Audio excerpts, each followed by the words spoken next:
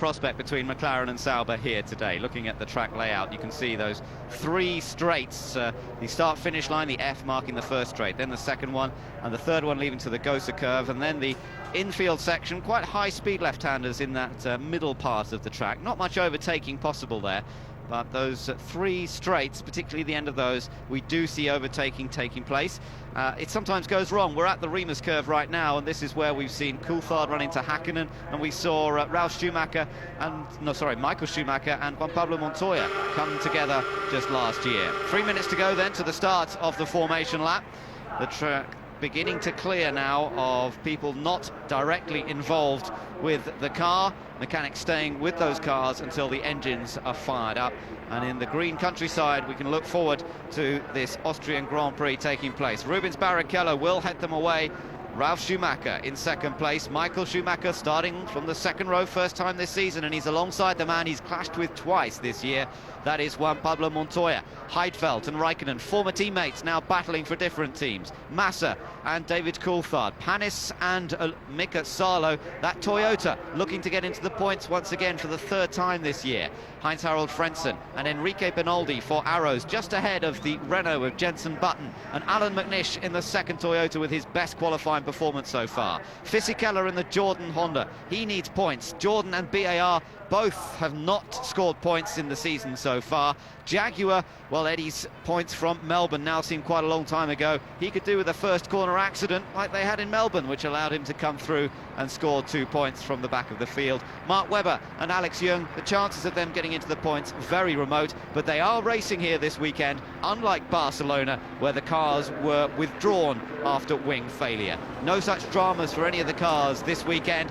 And we're into the final minute and a half now before the start of the formation lap. Yes, they're just putting some ice down into those radiator ducts when they make this final lap. The cars will be started up, they'll go around, they'll come back, and of course those in the front of the grid have to wait quite some time, and the heat build-up under the engine covers is very rapid indeed. These engines run very little liquids, they don't run water, they run glycol in the radiators and in the engine cooling systems. So when they come onto the grid and they sit there for 30 seconds with the engines churning over maybe 8 to 10,000 RPM, heat build-up is extremely quick, so anything you can do to keep that down to a minimum before the lights finally go out and the Grand Prix gets underway is absolutely essential. Engines fire up. Ross Brawn keeps a very close eye on both Ferraris. They start one behind the other, remember. Barrichello on pole on the outside of the track. The left as we look at it there. There he is, just being settled back down, the jacks removed, and Barrichello prepared to do battle with this man, Ralf Schumacher, on a scrubbed set of Michelins, ready to start from second position. Remember, these two had a battle in Malaysia where Rubens Barrichello led for quite a while in the early stages, but it turned out that Rubens was on a two-stop, Ralf was on a single stop, and it was Ralf who came through to take a fairly easy victory that day after Montoya and Michael Schumacher had their coming together at the first corner. Yeah, it's just at the back of the grid. Mark Webber's Minardi was getting a last-minute bit of attention from one of the engineers, so just under 10 seconds, ticks countdown to the final red light going out, then the cars will make their way around for this final lap. Watch for rubber being laid, particularly by Ralf Schumacher. Well, there is rubber being laid, and also Juan Pablo Montoya, both of the Williams on the right-hand side of the grid.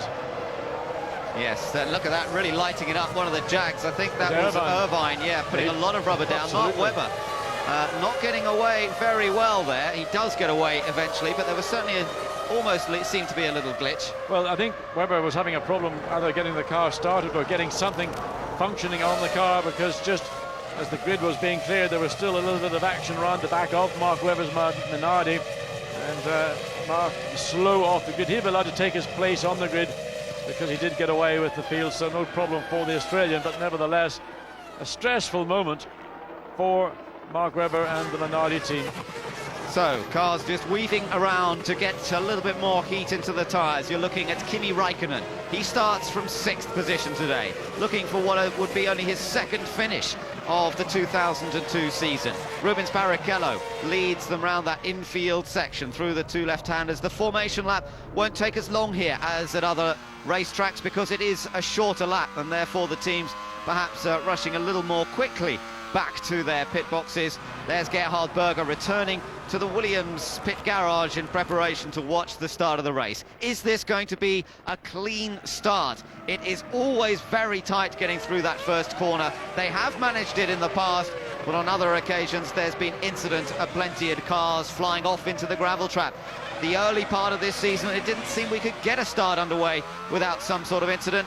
Let's see what happens. Juan Pablo Montoya, we will start from 4th place. Tom Walkinshaw expecting from his two drivers, Heinz-Harald Frentzen and Enrique Bernoldi, who start 11th and 12th. Yes, but Michael Schumacher, you saw, just scooted past Juan Pablo Montoya. Now Michael slowed right down. Montoya went past and put his hand in the air.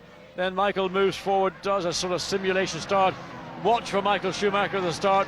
There's a feeling from the McLaren team, Ron Dennis in particular, that Michael Schumacher may be on a low fuel load, and he might try to sprint between Ralf Schumacher and Rubens Barrichello into turn 1 and get the advantage and get the lead. Onboard camera with Juan Pablo Montoya. If you want to ride with Montoya at the start of this race, you can do that. Go to the onboard channel. But we will watch from all angles here on the Super Channel to try and determine exactly what is going to happen. On the right-hand side, as we look at it from the perspective of the first corner, it's Rubens Barrichello. On the left, it's Ralf Schumacher with Juan Pablo Montoya behind him. Watch out for Michael Schumacher coming from the second row. We're all set to go. The Austrian Grand Prix gets underway. Rubens Barrichello versus Ralf Schumacher. But Michael Schumacher makes a great start from the outside. And watch the McLarens coming up on the inside there, as the Sauber of Heidfeld slipping into third, and Massa, I think, going wide. Massa went wide, and we look and see Massa also. Look at Michael, he's in second place, but Barrichello got the lead here. Battle Massa trying to now do battle with the Renault of Jenson Button. Oh, and Heidfeld still battling with the Williams of Montoya. And there's more action. One of that's Frentzen off into the gravel. Olivier Panis, and more confusion up at the back as they come out of that. Oh, there's Frentzen, punted off Olivier Panis. Let us know. Let's get ready for a stop, boys. Arrow's team preparing in case he has to come in, but what a messy first lap. Montoya's down in 5th. The Williams have both been beaten off the line effectively by that Sauber of Nick Heidfeld. What a great start for Nick Heidfeld into 3rd place. Then it's the two Williams, then it's the two McLarens. And look at this battle going on as Button tries to come back at Felipe Massa. Jenson Button doing a great job as Pedro de la Rosa, who also was involved up in turn 1, creeps back to the pits, but Jenson Button really fired up right now. Barrichello already coming under pressure from teammate Michael Schumacher. Look at this. Barrichello seeing that other Ferrari filling his mirrors as they come up towards turn 1. Michael does not want to be held up right over the curb on the exit of the corner. Made a mistake in turn 1. Again, look at that just behind Heidfeld. That was Ralf Schumacher ran wide. He kicked up the dust behind the Sauber. Yes, he did indeed, and that could cause him problems. The two Ferraris come through, and in fact, no, it was Heidfeld who made a mistake there, John, and it's in fact he's dropped back, and Ralf Schumacher's gone ahead of Nick Heidfeld. So people having problems at that first turn. Nick Heidfeld's undone all the good work he did. Heidfeld had a great start. He was on the outside, and that line really worked. People on the inside seem to struggle a little bit. Yes, people tend to dive to the inside. They think they protect themselves. They leave the outside open. The danger of going around the outside is those on the inside, as they blend back out onto the racing line, can get trapped by the car coming around the long way. This was Montoya from that dirty side of the track, and that was Heidfeld trying to come up round him, and on the inside he had the McLaren there also coming through. I think that was Raikkonen. Yes, it was. Montoya then sneaked through because Raikkonen went wide, pushing Massa even wider, and Ross Brawn was pretty happy about the way the start went from the Ferrari point of view. And this is where all the problem began. You see the BAR diving up the inside. Yeah, he was on the grass. That was Villeneuve. It was Villeneuve on the grass coming up and just punted Frentzen out of the way, and I don't know what Villeneuve was trying to do there, but he was way offline. It was just plain stupid. Villeneuve frustrated all weekend. He spat the dummy, and there we see the two BARs now coming down into turn 1. Villeneuve certainly going past his teammate. Again, maybe Villeneuve on a very low fuel load to try and get further up the field. Bernoldi's in the pits as Coulthard and Raikkonen do battle. And Coulthard in 6th place ahead of Kimi Raikkonen, who got squeezed out at the start, remember. And this battle going on, Panis in 14th, Villeneuve is 15th. Ahead of them is Jarno Trulli. The two McLarens, look at this. They are absolutely hammer and tongs at the moment in the fight for 6th place. Bernoldi in the pits having a front wing replaced. There he is at the moment. So, Arrows not having a good first lap at all. Frentzen got punted out, and Bernoldi also had contact somewhere along the line. And there's another, is that the same Jaguar it is? Pedro de la Rosa makes his way back. It's taken him over a lap to make half the lap of the circuit. But we've also seen Kimi Räikkönen trying to regain that 6th place from David Coulthard, getting very, very loose under braking up on the Gosser curve. Barrichello 2/10 faster than Schumacher on that lap. Ralf Schumacher and Juan Pablo Montoya 3rd and 4th, and Nick Heidfeld kicking himself. Oh, and it's bad news indeed for Bernoldi. He's out of the car altogether, and apparently the front brake pipe got fractured in that incident, and therefore he cannot continue. Look Villeneuve at this, goes past Trulli. Yeah, he's died. Oh, has he gone wide again? Yes, he has. Can't get it back in time, and he might be Olivier past. Panis now going to get a run on his teammate as they come up the hill. Watch Panis and Villeneuve. Will they both stay on track? I suspect Villeneuve's trying to squeeze Panis. Panis cannot, he's wisely. There's something with Jacques Villeneuve. He's got ants in his pants today because he punted people off into this turn at the first lap. Now running almost with his teammate trying to get back after that error from Villeneuve in the turn 1. Michael Schumacher initially closed the gap to Rubens Barrichello, but it's now opened up very slightly once again. The gap back increasing to Ralf Schumacher in 3rd. On that last lap, the Ferraris were over a second faster than the Williams. Yellow flag, but that's because of Pedro de la Rosa coming so slowly. He's now safely in the pit lane. That light will be taken out. Well, it should be taken out. There it goes. So the yellows are withdrawn at those last 2 corners. Barrichello, race leader. Michael Schumacher chases in 2nd. And look at the gap back to Ralf. 7 seconds from Barrichello. Back on board with Villeneuve. He's the one to watch here today, and he's coming up behind Jarno Trulli once again. He got past him last time, remember, and he's got to try and do it again. He's got a light fuel load. He's probably got a fairly low downforce. He can pull up, but again, wisely decides not to try. Trulli was aware of what was going on behind him this time. And this time Villeneuve decides, I'll back up. He'll have a punt up the hill, up into turn 2 as we go back to Michael Schumacher behind race leader Rubens Barrichello. Michael Schumacher runs in 2nd place on the last lap. It was a 1:11.1 from Barrichello, or 1:11.0 from this man, Michael Schumacher, but the fastest Williams, a 1:12.4, a full 1.4 seconds slower on 1 lap than Michael Schumacher, and that's an astonishing difference. It might well indicate the Williams are running very heavy, but I can't believe that Ferrari haven't put a lot of fuel on board their cars as well, and therefore they really do have a great advantage in the early stages. Well, you certainly can see from just the body language of both these Ferraris, they are in a different world, in a different race. They've got speed, they've got bite, they've got control, they've got balance in the corner. Michael pushing very, very hard. Rubens Barrichello now a fastest race lap, 1:10.8.870, and his battle with Michael Schumacher.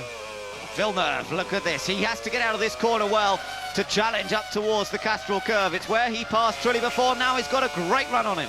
He's on the inside, coming up into turn 1. He can maintain it if he doesn't overshoot it again. Is that a blow up? That's McLaren. It is Kimi Räikkönen. Again. Kimi Räikkönen again is a non-finisher. I can't believe this man's record this year. And there's little flames flicking from the rear of the car as Mario Illen of Ilmor, the man who is responsible for the design and manufacture of these Mercedes-Benz engines, looks in disbelief. And Kimi Räikkönen, just speaking to the team, takes the steering wheel off, climbs out, and of course he must replace the steering wheel. It is mandatory to do so as the marshals dump some of that extinguisher back on the back of the car. But Kimi Räikkönen race over at the beginning of the 6th lap. He rushes across the track and will make his way back to pit lane, but the Austrian Grand Prix is all over. Quick hurdle over the Armco barrier, and he's getting very used to this, not making it to the end of a Grand Prix. Well, here are 2 old mates together. This is the pass. Villeneuve did it to perfection. He got the drive off the A1 corner, came alongside Trulli, coming up into the braking zone, was in position ahead of them before they got on the brakes, no problem. But further ahead it may be a bigger problem because it's Mika Salo in the Toyota, and Mika Salo's got plenty of straight line squirt with his V10 power. There's the blow up from Kimi Räikkönen, that went off. Well, fireworks haven't been any better than that. That was a big cloud of smoke from the back of Kimi Räikkönen's car. Villeneuve now in 12th. In fact, the next one he's first got to deal with is McNish. Salo's a little further up the order. And here it is. This is Villeneuve versus McNish coming down into the Remus curve. Villeneuve must, oh, and he's gone sideways, gets out of shape. McNish gets back again, and Jacques has to do it again. He just can't quite judge the braking at the moment. Well, I don't know what Jacques had for breakfast, but for sure he's well wired up.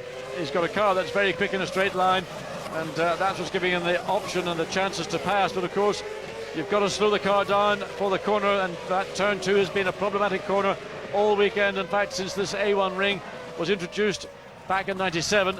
There again we see McNish gives him plenty of room, very wise.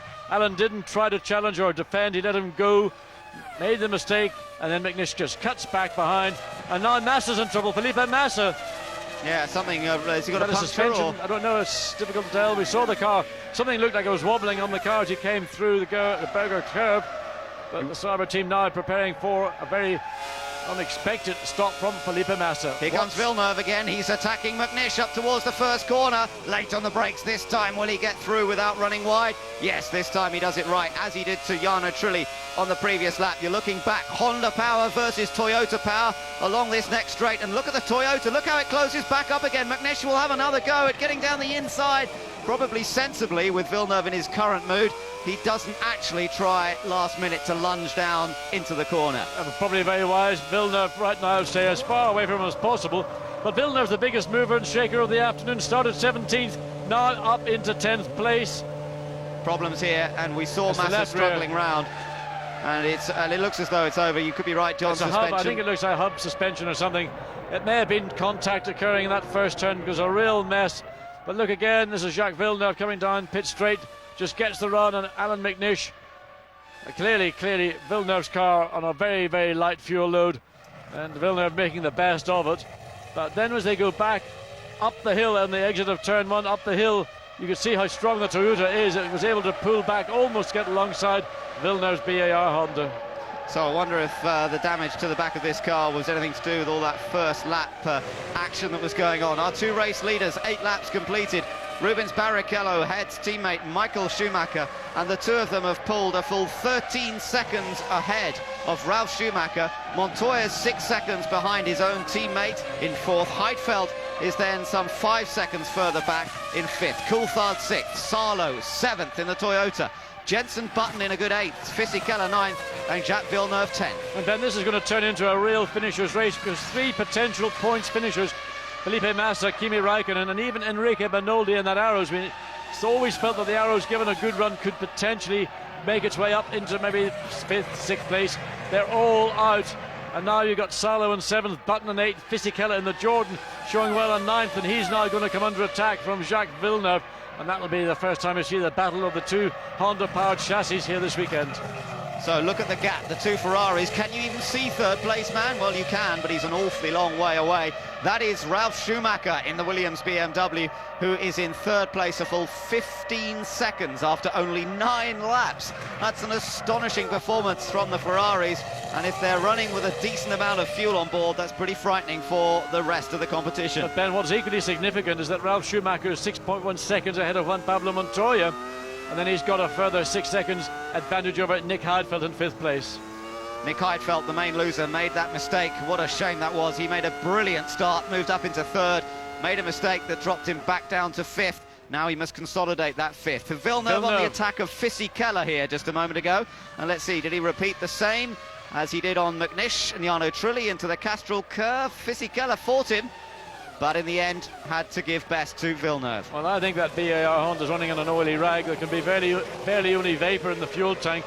The speed that Villeneuve is running at and the way and the ease he's been able to pull out and pass people is only resulting in having a very, very low fuel load on board, as his team manager and former team principal Greg Pollock stands in the BAR garage watching the progress of Jacques Villeneuve, and having had a very and thoroughly depressing qualifying session where he just simply walked away and I think even avoided going into a debriefing, has turned up here this morning full of vim and vigour and aggressive driving, up to 9th place starting in 17th.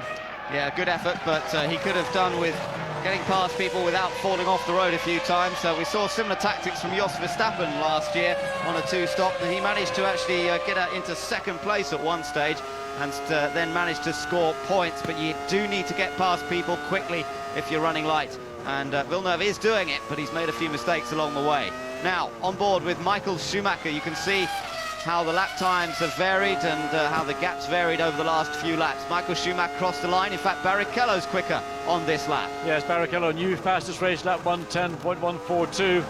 So the battle going on between these 2 Ferrari drivers, certainly being allowed to be a battle. We don't see any indication or signs of interference from the team. And the fastest race lap last year was 1:10.8 from David Coulthard, so already on the 11th lap, that last year's fastest lap has been eclipsed by these two fighting Ferraris. Now then, let's see what's happening with Jenson Button. He's got a couple of cars right ahead. That's Mika Salo, who's running in 7th, and David Coulthard, who's running ahead of him. There is Jenson Button. You see him, and behind him, bearing down on him, it's that BAR Honda of Jacques Villeneuve. Well, one thing is clear, we know that the BAR Honda has got the legs of the Renault down the straight bits of the circuit, so Jenson Button will be getting messages. Certainly he'll see that large white BAR loom in his mirrors. He will be aware of Jacques being on the attack in every sense of the word, and he almost overruns the corner himself. That will give Villeneuve another opportunity just to draw into the Renault. And if we saw the camera shot from the circuit, we might just get an idea of now how close the BAR is to the Renault. Well, there's the shot, nowhere near close enough to attempt an overtaking manoeuvre, but maybe by the time they get through the final corner onto the start-finish straight, Villeneuve will be in position to yet again seek a further climb up the ladder. Jacques Villeneuve then, former winner here at the A1 ring back in 1997, using what we think is a lighter car to move quickly up through the field, but needs to side through very quickly if he's to take advantage of this sort of tactics. Heading down towards the last two right-handers that complete another lap. This will be to complete lap number 12 for these cars as they battle over positions. 6th for Coulthard, 7th for Salo, Button in 8th, and Villeneuve currently 9th, but for how much longer? Well, he's getting the draft. You can see him closing down to Button, but not close enough when they get to the braking zone. He's got to back off. It's important he doesn't overrun, because he will lose the drive off the corner. So we see Heinz-Harald Frentzen, who got knocked in that second corner incident. Frentzen recovering, but down in 16th place, just under half a second behind Eddie Irvine, who will be no easy job to find a way past. No, and Frentzen must be fuming. They had such a good opportunity here today, but to be knocked into the gravel at the second corner, really putting the race into a completely different perspective for him, and now stuck, as you say, behind Eddie Irvine running 15th. Sato just ahead of them in 14th position. Behind Frentzen is Mark Webber, just 2.3 seconds off Frentzen, so that's he's holding on pretty well at the moment. Interestingly, Villeneuve's lap time is actually probably half a second a lap quicker than Jenson Button's, but of course he's now getting into the zone where if he can't continue that momentum, he's going to find it difficult. And I think now, having been stuck a lap behind the Renault driver, Villeneuve's progress may temporarily be held up. He's got to get closer to Button than he is when he comes out of this A1 curve to pick up the slipstream in the way he did with Trulli, but I think it's still marginal. He may have a pop down the inside, but he's putting himself vulnerable if he does so. So Villeneuve not quite as close this time, up behind Jenson Button's car through the first turn. Button just kicks up a bit of dust, and look at this, the leader's already coming around to lap Alex Young. He will be the first one to be passed by Rubens Barrichello, and an indicator of this shorter track length, that by lap number 14, which is about to be completed, they're already lapping the back markers. Well, then the reason is that Rubens and Michael are lapping 5.5 seconds a lap faster than we're seeing Alex Young, so multiply that by 14 and you get the difference in the lap time. It's just over 70 seconds as it is right now, so no surprises, but it's a surprise in reality that in 14 laps you're going to be lapped by the leader in a Grand Prix. That's something that always will be of interest to those who seek record statistics in the future. Michael Schumacher now has the job of finding a way past the Malaysian in the Minardi, and well, he'll be relieved to be in this race after being withdrawn from the last. He gets out of the way, brakes early, and Michael Schumacher nips through comfortably, safely, no problem. Alex Young using the hydraulic power steering, or the power steering system on that car for the first time this weekend. Here is the move on Button from Villeneuve. Now, did he manage to hold on to it? I think he did. Yes, he could. He came from a long way behind. When Button was on the brakes, Villeneuve was still on the throttle, and still Villeneuve got round the corner. So maybe Jenson, again, sometimes not showing aggression, certainly nowhere near the level of aggression that we've seen from Jacques Villeneuve. Now he's caught up to his mate, who I mistakenly thought was Mika Salo. It was Alan McNish. Now it is Mika Salo. Mika Salo, a much tougher personality and character than that of Jenson Button. De La Rosa out of the race, sadly. We saw him limping around earlier on. confirmation out of the race, and it's all over today for him. That's another non-finish. He's had a sequence of non-finishes now, the Spaniard in the second of the Jaguars. Back to the action on track, and Jacques Villeneuve hounding now Mika Salo. Salo running in a very competitive 7th place in the Toyota, their first season. They've scored points on 2 occasions. They'd love to do so again, but he mustn't do anything silly here with Villeneuve. Honda power versus Toyota power, but probably more critically Michelin tyre versus Bridgestone tyre. So watch, Salo comes off the A1, Villeneuve right up his gearbox, close enough to get the slipstream, but has the Toyota power just got too much grunt? Well, Villeneuve's thinking about it. He had a look down the inside again. Don't overrun, otherwise you'll lose your momentum off the corner. Look at the way that Salo is able to pull away on the initial acceleration. Oh, Frentzen has had a spin onto the start-finish straight, and in front of the race leaders. Whoa, oh dear, Barrichello and Michael Schumacher getting through safely. He's kept it running and gets away again. But that was a frightening moment for Barrichello. I think it's probably more frightening for Frentzen as he saw 2 red Ferraris. Well, here's the reason he's battling with Eddie Irvine. That battle has been going on now for 3 laps.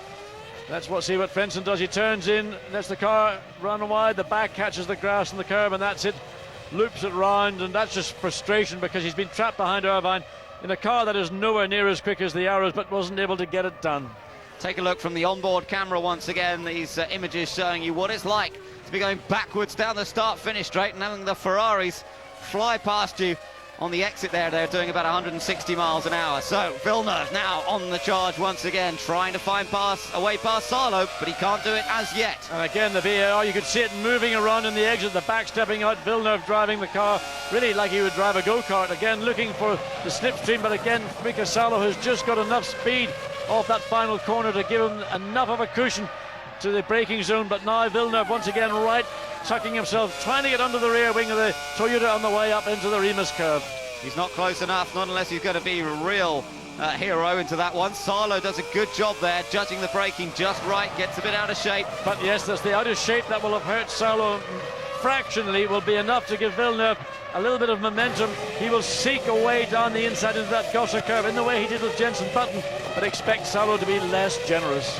Well, the leader's up amongst other traffic now. Eddie Irvine is the next one that they'll be trying to find a way past. Takuma Sato is the yellow car ahead. That's the Jordan flashing through the picture. He currently runs in 14th place, and there the blue flags being waved vigorously at every station around the track. I'm sure that Irvine will let Barrichello through. There he is, quite easily, and Eddie has to suffer the ignominy of being lapped by the race leader on lap number 17. Yes, but he did a good job. He stayed very tight on the exit of the Gosser curve. He allowed Barrichello to run out wide and take the racing line in the exit and not lose any momentum.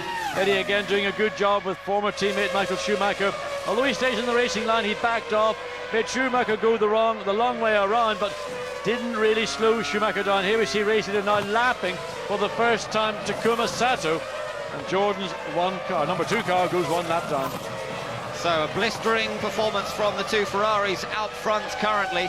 Now Michael Schumacher will try and find a way past the Japanese driver. Sato looking for a race finish, more importantly than anything. His teammate Giancarlo Fisichella still running. He's in 10th position. Ben, 27.8 seconds advantage Barrichello has over Ralf Schumacher in 3rd place. Let's assume that both Ferraris are on a 2-stop strategy. 28.5 seconds would be pretty comfortable in terms of coming in, refueling and getting back out again, should Ferrari choose to do 2 stops. If they're on a 1-stopper, well, the battle for this race is all about Ralf Schumacher and Montoya, not about the 2 Ferraris. Absolutely. Well, Villeneuve still hounding Mika Salo. Pedro de la Rosa says that the problem with the Jaguar was a hydraulic problem. That's why they are out of the race with his car. Now look at Villeneuve here. Good chance. You see him closer, pulls out. Can he get alongside? Yes, he does. But watch for the cutback from Mika Salo. Yes, Salo's trying to do it. Watch the speed of the Toyota up the straight. He's got the drive. Villeneuve now is going to go wheel to wheel. He will probably squeeze Salo on the way up the hill. Will Salo go down the inside? He's backed off. He's not going to challenge Villeneuve. He knows that this race, Villeneuve is, well, he's got tunnel vision and there's no room for anybody else alongside. So delight in the BAR camp, but they need to see him gaining ground as quickly as possible. I wonder when he'll be coming into the pits. He must be surely running a lighter car, and whether we'll see him come in soon or not, we'll just have to watch closely down in pit lane. Now, behind Villeneuve, Button of course, also looking for a way past Mika Salo. Villeneuve will now go chasing after David Coulthard, and the gap not that great. It's around 3 seconds between Villeneuve and David Coulthard. Coulthard currently running 6th, and that's the next one that he'll be trying to find a way past. Now the two Ferraris in action here. Next car they've got to get past is the Renault of Jarno Trulli. This shouldn't be too much problem as Jarno moves out of the way. Yes, he does the right thing. He goes offline and lets Barrichello get through on the racing line. That is the correct way to do it. The main thing is not to impede the leading cars when they come behind you. They should not in any sense lose their momentum. Now Michael Schumacher is going to pay the compliment once again to Jarno Trulli as he slides past, and two Ferraris past the second of the two Renaults. And they'll be coming up behind Alan McNish as they head up towards the Remus curve. The Ferrari team looking very comfortable. Another new lap record, a 1:9.896 for Rubens Barrichello. On that previous lap, they're just getting... Oh, and somebody's gone wide. I think it's Alex Young. Yes. In fact, both Minardis apparently are suffering from fuel vaporization problems now. Whether that was a cause or not, we don't know. But Alex Young running down in 18th, Mark Webber in 16th. And maybe that was the reason we saw Mark Webber on the grid being very slow getting away on the parade lap, and then being slightly slow also away when the Grand Prix started. So fuel vaporization, something not so frequent these days, certainly not in a country with an ambient temperature of only 20 degrees. Well, that ambient temperature we thought would climb enough for the Michelin runners to be in good shape, but look at this. McNish now being lapped by both Rubens Barrichello and Michael Schumacher. The gap back to third place, Ralph, is 31 seconds after just 20 laps. Well, Alex Young came through the Rindt curve, looked at tons and tons of room, and then for some reason just got it all wrong, and we didn't really see why, whether it was the back of the car. I think he probably was slightly offline on the entry into the corner, and probably caught the dirty offline as we now see the best of the rest this afternoon. Best of the rest is Ralf Schumacher here in third place, but he's been losing a second and a half per lap on average to the Ferraris up front, and there really doesn't seem to be much they can do about it. Last year the Williams were much more on the pace with the Ferraris, but that Ferrari 2002 car just seems to have taken the game several steps further forward, and Williams not quite in position. Great view this though. Watch the forces acting on Ralph's head under braking particularly. You can see the whole body, his whole body sink down under massive braking forces. Watch as he comes up towards the second turn at Remus here. Well, the pretty massive forces up to 4G under braking. Also the lateral loads on the two left-hand corners on the inside of the circuit, generating very, very high G-forces. Puts enormous pressure on your neck and on your shoulders. As we go back to race leader, 32.4 seconds, Rubens Barrichello leads Ralf Schumacher in third place. And if they're going to make a pit stop, somewhere between laps 20 and 25 would be my guess for a two-stop strategy. Beyond 25, I can't think that they would be doing two stops. Well, we'll wait and see exactly where they come into that battle, and we're watching closely at the moment. Jacques Villeneuve, we're just watching on the onboard camera. Of course, he's still closing up to that battle with David Coulthard. Nick Heidfeld is currently running in 5th position, so still plenty to watch out for here as Rubens Barrichello, our race leader, continues out front ahead of Michael Schumacher in second. On track B, you can keep an eye on Ralf Schumacher in third position, but he's fairly lonely there at the moment. 12.7 seconds ahead of his teammate Juan Pablo Montoya, who runs in 4th. 13 seconds ahead of Heidfeld in 5th, but only 2 seconds between Heidfeld and Coulthard, and only 1.5 seconds last time round between Coulthard and Villeneuve. Well, not much activity in the Ferrari guys. They're all sitting back waiting for the ice creams and the potato chips to come around. They're sitting watching the Grand Prix, and whether this is all bluff, double bluff and whatever, but the fastest race lap has now gone to Michael Schumacher, 1:9.590. There's an incident involving Jacques Villeneuve under investigation by the stewards, and I don't know which incident that would apply to, John, because this is Jacques Villeneuve, that is number 11, and he's been involved in a number of incidents. Oh, and that's Panis! Yes, there's an engine failure on the straight. You can see suddenly the back end of the car locked up there, the skid marks. That looks like a pretty chronic, catastrophic engine failure as the BAR team dive all over their garages to do something about it. The car stranded in the middle of the track. And again, this could see the safety car being brought out. Yeah, you see the orange dot at the top of the screen. That means the safety car is ready to be deployed. The yellow dot indicating, of course, the yellow flag there but we wait to see whether the safety car, yes, and it is, yes, double indeed. orange means the safety car is being brought out, and the garage is all being made ready now, because this could be well, everybody thrown into confusion. The Ferrari's lead, of course, absolutely massive, but the safety car now out there. Well, that must have been one of the most scary moments Olivier Panis has ever had to deal with. In fact, Jacques Villeneuve is into the pits at the same time. Barrichello into the pits as well. As Michael, both Ferraris and Villeneuve. I mean, this has fallen right into the laps of Jacques Villeneuve. Ferrari on a two-stop strategy. Unless they hold that hose in, well, literally would have to be in for 12 seconds or longer to get enough fuel in. But I don't think they're going to stick to their basic strategy while that car is removed. Safety. Oh, look at this. Confusion. Ferrari. Both cars coming in at the same time. Rubens Barrichello gets the benefit of being leading on the track. Now McLaren also preparing for David Coulthard to come in. 11.4 seconds for Michael Schumacher. 8.8 for Schumacher, 11.4 for Barrichello. Much less fuel went in for Michael Schumacher. Brand new sticker tyres on that Ferrari of Michael Schumacher as well. But don't forget, they'll all have to line up behind the safety car, so time lost in the pits here. But of course, lining up behind the safety car means with Michael, with maybe let's say 30 kilograms of less fuel, has got an opportunity when the race goes green again, to leapfrog ahead of Rubens Barrichello. This is the give and take. I'd love to see what happened, but it looks to me as if there's something mechanical, either seized or a major blow-up, and Panis was thrown into a spin across the track. I don't think he had contact with the pit wall. He managed to get the car off the wall, but just you could see the flames from the back of the BAR Honda, and suddenly the car stopped in the middle of a straight with race cars behind him, approaching it at 180 miles an hour.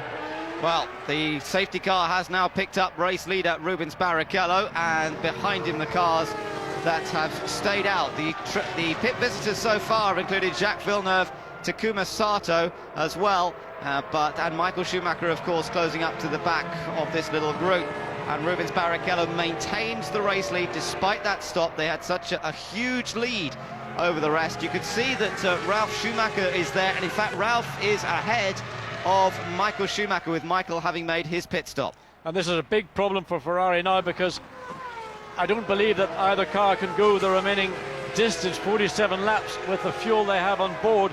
Ralf Schumacher on a one-stop, it's all come to Williams in a sense. Michael has got to get past Ralf. Ralf is not going to make it easy. Michael will have the advantage with having fresh tyres, but probably not dissimilar weight in terms of fuel on board.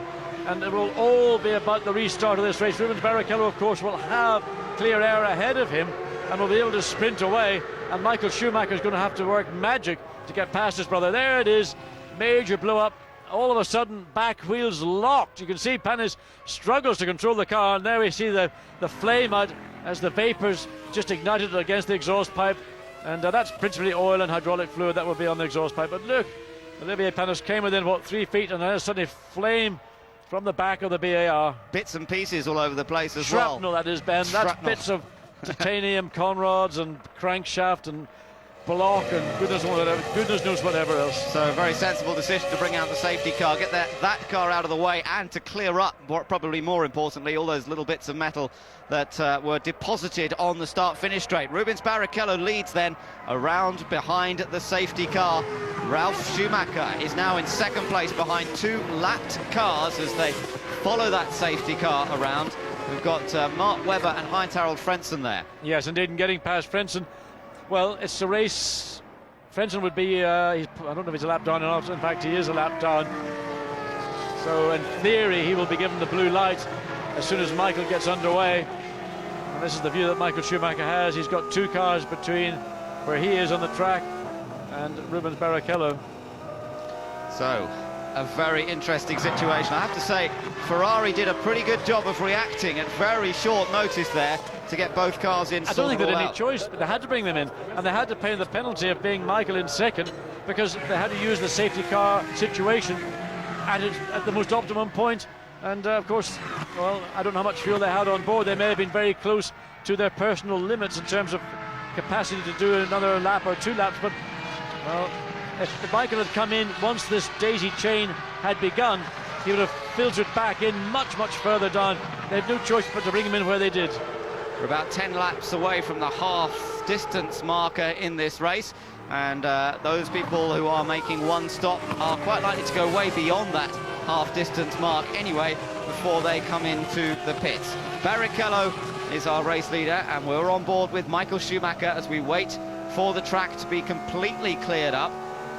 That car of Kimi Raikkonen's is still out there. I think they'll probably leave that where it is. It's not in a particularly dangerous position as Ross Brawn talks to his drivers and they work out the plan for the next stint of the race. It's actually 3 cars, but the most critical one, of course, will be Ralph.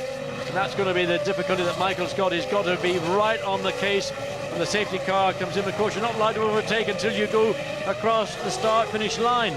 And that, again, is a penalty when you are not in position. And there's going to be a difficult job for Michael Schumacher, and I suspect Ralph will show true steel and character and make life as difficult as possible for bigger brother. So the safety car continues round, the yellow flags indicating that the safety car is still on track, and Barrichello, we're just waiting to see the lights go out on the safety car, and when that's happened we will be all set for the start. In fact, the safety car is due to be coming in. There we are, the lights go out, and they will restart this time around. It will be on the completion of lap number 27.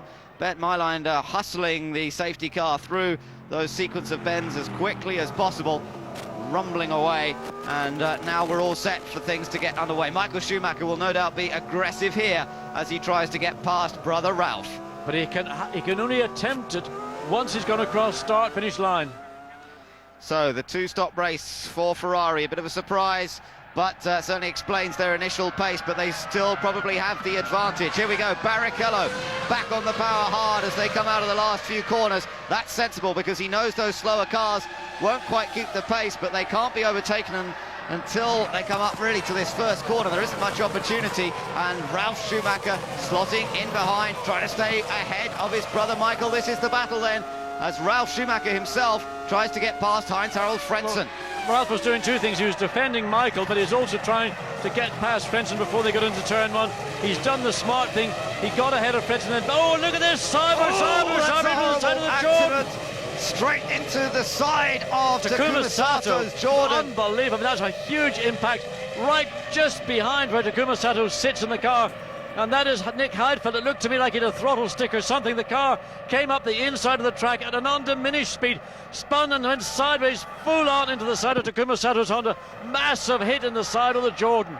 The safety car obviously deploys straight away, the 2 orange lights. Brooks at the end of this lap, Giancarlo. Brooks at the end of this lap, you've got a safety car. And we'll see some And the more. medical car also will be coming out. And we see the safety car waiting behind for the medical car to attend to Takuma Sato, and that was a massive hit in the side. I mean, we need to watch again what caused that. We saw the Sauber coming up on the right-hand side of the track, virtually out of control before he got to the braking zone, and all of a sudden, let's watch again, watch the car on the right and left of your screen. Here it comes. Well, there might even have been a bit of contact with David Coulthard. Yeah, there might have been a bit of contact with Coulthard. He was dicing with Coulthard coming into the corner. There might have been a touch there which pitched Heidfeld into a spin, and that was a frightening accident, a huge impact. The other teams now choosing this moment, some of them to come in. Coulthard comes into the pits, and we're waiting to see whether either of the Williams come in. They haven't done as yet. The medical car makes it out to the corner. Professor Sid Watkins, part of the team, of course, the man who leads the medical part of the FIA, and the good news, Ben, is Takuma Sato's head. You can see him nodding as the doctors go through a series of questions, and can you feel whatever it is. So they just take their time. There's no rush. The most important thing is to make sure that the driver is stabilized before any attempt would be required. Remember now the Lear seat that is a part of Formula One, the seat belts and seat will be lifted out as one, so as the driver can be removed safely as possible and get him down to the medical centre. But that was a massive impact in the side of the Jordan. I mean, a most unusual accident, but we need to wonder what happened between David Coulthard. Nick Heidfeld doesn't know what the heck happened to him. All of a sudden, he found himself coming into the braking zone. There must have been some contact or other, front wheel, rear wheel, that threw the car, because it looked as if Heidfeld's car was almost semi-flying as it came up the inside. He was not in control. He had no chance of slowing the car down. Sideways all the way up, and just massive rear-end impact into the side of the Jordan. But the strength, the construction of these men. Look at the car again. Watch. There's Sato's yellow car. There's some form of contact now. Oh, absolutely horrendous. Absolutely horrendous. Massive accident straight into the side pod of Takuma Sato's car, and that was the reaction from inside the Williams pit. A frightening looking accident. No one likes to see that from any team. But one of the Williams had just gone through. I mean, it could have been a Williams involved. Fortunately for Williams, it was not. Tragically for Jordan, it has been a big impact for the Japanese driver, only in his 6th Grand Prix, and here sitting in the car receiving all the attention on the FIA medical team, headed by Professor Sid Watkins, who's been around since 1978. There you can see Sid Watkins is back to us and administering all the medical care and attention that can be given to the driver at this moment. Into the pits then for the Renault, and we'll wait to see if Jarno Trulli comes out safely. 9.8 seconds stop for him. Came in from 6th position. The Williams team waiting. They're not doing anything for Ralf Schumacher or Juan Pablo Montoya. They have not made their stops yet. Well, there's a big lock-up. One of the Minardis locks up, and I wondered did maybe Coulthard jump on the brakes and did that catch Heidfeld completely unexpected. Fortunately, nothing looks to have hit Sato above the level of the cockpit. All the impact was just literally behind the back of Takuma. So here's the other view. Big lock up there. Suddenly, I wonder if it was because he reacted. I'm not sure he did hit Coulthard. But there you see the Williams just going through. Literally, yeah, I mean, that was Montoya. He only just missed it. Montoya, I mean, there was debris everywhere, and he only just missed it, Montoya. And I don't know, I wonder whether he hit Coulthard or whether he saw the lock-up that Alex Young did in the Minardi, and whether he hit the brakes suddenly and the thing swapped ends. I don't know why the car would have swapped ends on him quite so quickly, unless there was, unless he just did touch the back of Coulthard's car. He looks pretty shaken, Nick Yes, Heidfeld. I think Nick Heidfeld's had first of all, he's very shaken. Secondly, he's had a huge accident. I mean, a racing car at that speed, I mean, he would have been doing 190 miles an hour when that all started to go wrong. And racing cars, when they're doing that speed in the track and control, look very easy to drive. When something goes wrong, as it did for Nick Heidfeld, whatever the cause, and hopefully we'll get some reason for that a little bit later on in the broadcast, all of a sudden, out of control, kinetic energy takes over, and it is just simply one of the most frightening experiences for anybody. Jenson Button coming into the pits this time around, so the Englishman... Second as the first stop, in fact, for Button. Yes, first stop for Jenson. Jarno Trulli has been in a moment ago, and he had moved up because of Trulli making his stop, but it's now time for the Renault to make its stop. You've got the view here, great view as the fuel hose goes on board. That thing weighs about 65 kilos. That's about as heavy as quite a few of the Formula One drivers, lightweights, and as they are. And Button gets away safely. 9.2 seconds to stop, and away he gets out of the pit lane once again, of course, to join the queue behind the safety car. Yes, good work by the Renault team, and Mark Webber was also in the pits, and he's also gone back out as the field follows around behind the safety car with the medical. Again, we look at this big lock-up from Mark Webber, or the Minardi. I'm not sure whether, I mean, certainly looking at the closeness that Nick Heidfeld was. Look how close Montoya was. I mean, it's just, I mean, no wonder the Williams team just looked in shock horror. I mean, that was within, well, millimetres. And the whole back of the car around, look at it disintegrating around Takuma Sato's head, basically, although, as you say, the main impact was taken in by the side pod. It's below shoulder level, and again, the strength of the monocoques. Of course, nowadays, John, the side impact test on these monocoques has improved massively in recent years. It's one of the major things that has been looked at in terms of safety. The side impact test that these monocoques go through before they're allowed to race is absolutely massive now. Yes, and it's not just you have one chassis that goes and does the test, and then you build all your others about 50% as strong. They all now have to be homologated, and I think that the level of safety that Formula One has introduced in the last sort of 8 years has risen the level of safety. An impact of that nature, the speed at which the Sauber was going, clearly in excess of 100 miles an hour when that impact occurred with Takuma Sato's Jordan. So safety car leads them around. Rubens Barrichello is weaving around, just trying to keep the tyre temperature up. Ralf Schumacher follows him. Frentzen, then Michael Schumacher, Montoya, the two Toyotas still in the queue. And as they sort themselves out, the Salo and McNish, they haven't stopped yet, so they're running 5th and 6th on the road now. Coulthard 7th, Fisichella is running 8th, and then it's Villeneuve 9th. Now, I think we've just learned something about Jacques Villeneuve. Yeah, Jacques had a drive-through penalty for an incident on the first lap, and that was clearly up into the turn. We've just been watching all this going on. This is, of course, the incident with Nick Heidfeld when he loses control of his Sauber behind. He's almost, in fact, he's actually beside David Coulthard, He must have stood on the brakes or something. You can see the rear brakes locked as he hit them. Then the parallel lines when the front brakes come on.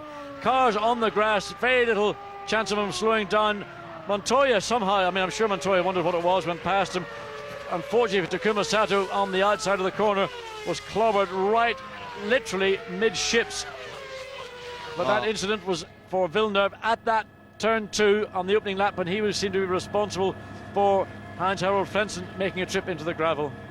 A sickening looking accident, but as you say, Sato we could see moving around talking to the doctors on the scene. Let's just hope that the Japanese driver is not too badly hurt in this incident after one of the biggest impacts we've seen in Formula One, certainly as a sideways impact for a long time. But as I say, the new rules, the requirements nowadays for these monocoques and what they have to withstand before they're allowed to race, just phenomenal. And this really showing the strength of a modern Grand Prix car. The fact that the whole thing hasn't just split in half. We saw that some years ago, many years ago in Formula One. An accident like that would literally have split the car in half.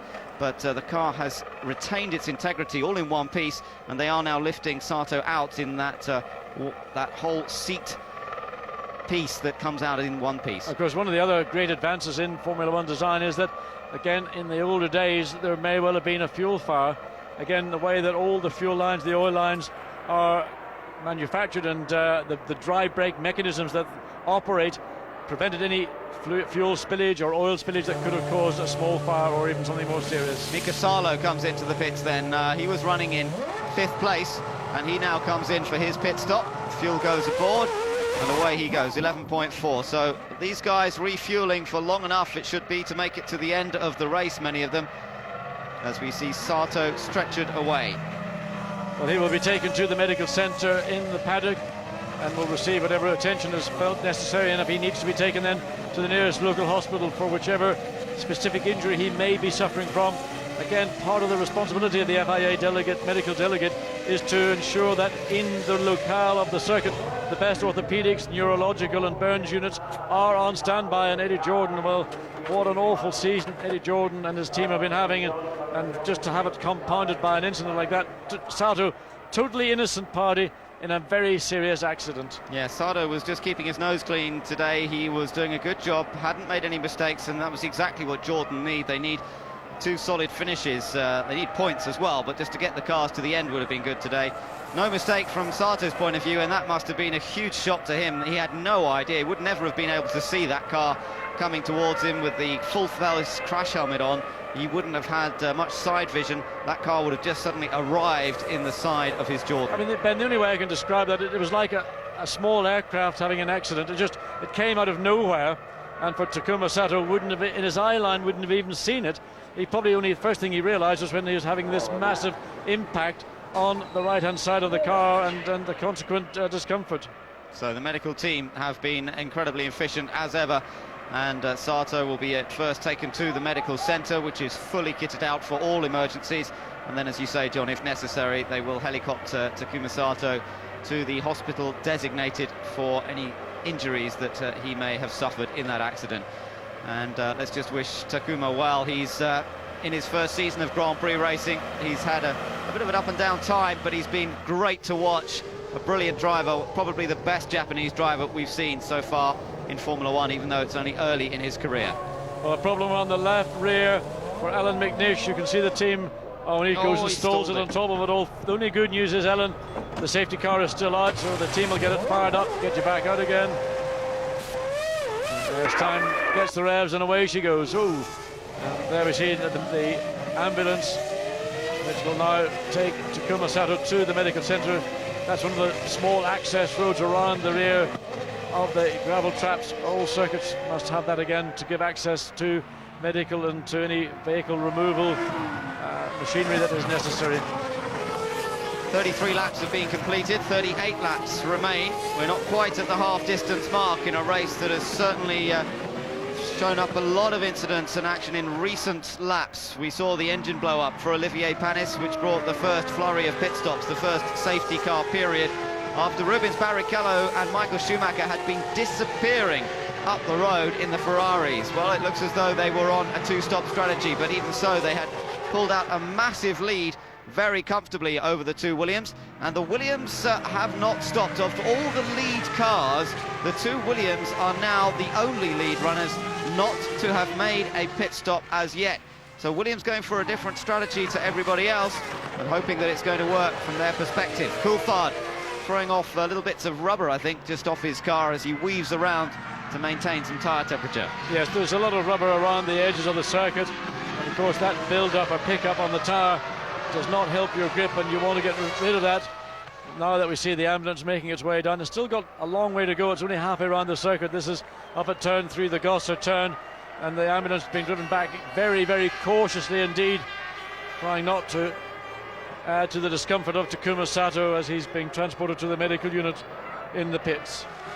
Of course, the medical team will always be very concerned about any back or neck injuries and will tend to keep the driver immobile until they can get him to X-ray and really check thoroughly for any problems that there may be. So always extreme caution taken, and they will take him back very carefully to the medical centre. Well, we're on the 35th lap of the 71 lap Grand Prix. We're almost at half distance, and we've yet to see Ralf Schumacher and Juan Pablo Montoya. They're the only two cars remaining in this race that have yet to stop, and I don't think they're going to want to stop too early, although I don't know how much further they can go. Possibly they can get to, well, they should be able to. David Coulthard went to lap 50 last year, so one's assuming that the Williams has got the capacity to go into the middle 40s or even the high 40s, and that has changed beyond imagination the total complexion of this race. But there, Suisi Montoya just running behind. Another look at this. Another look. Yeah. The back wheels locked, then suddenly the front wheels, you see them locked. Now is that brake dust coming? It is brake dust, yes, I think, John, but it's hard to know what actually made the car swap ends initially. I mean, it could have been a brake problem, it could have been a mechanical problem, perhaps. It really didn't look, after looking at it again, that he made any contact with Coulthard. No, he was, in fact, he was at parallel to Coulthard coming up. He was going to attempt to outbrake Coulthard by being on the inside. We've seen that from some of the other camera angles. But suddenly, when he hit the brakes, it was the rear brakes that locked big time, and that's what threw him into that spin. Then, of course, the front brakes, as he pushed the brake pedal even harder, caused the front ones to lock. And then, of course, once that was the situation, as we all know, if you lock brakes, you lose steering control, whether you're going sideways, forwards, or backwards. So the safety car will be in at the end of this next lap. They're just going across the line now. That's 35 laps completed. We are, well, halfway around this lap. We'll be at exactly half distance, and the race will restart at the end of this lap. The safety car's lights will go out. Barrichello will be ahead of Ralf Schumacher, and Michael Schumacher will be determined to find a way through. And look, the only drivers that have not stopped yet are the two Williams drivers. Yes, so just looking at that shot, that looking down towards turn 2, the black marks start with Heidfeld's car at about the 100-meter board. Now that's where the cars would brake normally when in a qualifying or a low fuel configuration with fresh tyres. Certainly Heidfeld was late in the brakes. Heidfeld was trying to put a pass on David Coulthard, and just the combination of elements, and suddenly seeing the Minardi lock up big time may well have just been almost just too much, and Heidfeld was too strong on the brakes, which caused the car to go out of control. Then, of course, the events then unfolded, and Heidfeld was just a passenger. Peter Sauber must be very concerned, of course, about Nick Heidfeld as well. Nick was cleanly out of the car, but looked very, very shaken after that accident. Heidfeld obviously denied an opportunity today for what could have been a good result, and it's all gone wrong for Sauber, and it's all wrong for Jordan as well, as they will obviously be awaiting for news as to how Takuma Sato is. As soon as we get any news, we will let you know. In the meantime, let's get ready for the restart of this race, as Rubens Barrichello really working those tyres hard, weaving around as much as possible to build up tyre temperature as we get ready for them to apply full power once again. The safety car's accelerated away and now comes into the pit lane, and it's now down to Rubens Barrichello to control the pace and decide where he applies the power, where he gets onto it and tries to draw away from Ralf Schumacher. But again, Michael Schumacher has to wait until they all go across the line before he can put an attack on his brother. You can see Ralph looking in his mirrors to check how close Michael was. Michael will not want to get too close coming into turn 1, but he wants to be in position to use the benefit of the grip off turn 1 and try and accelerate up the hill, but nothing in the horsepower between BMW and Ferrari. It'll come down to tyre wear and tyre grip.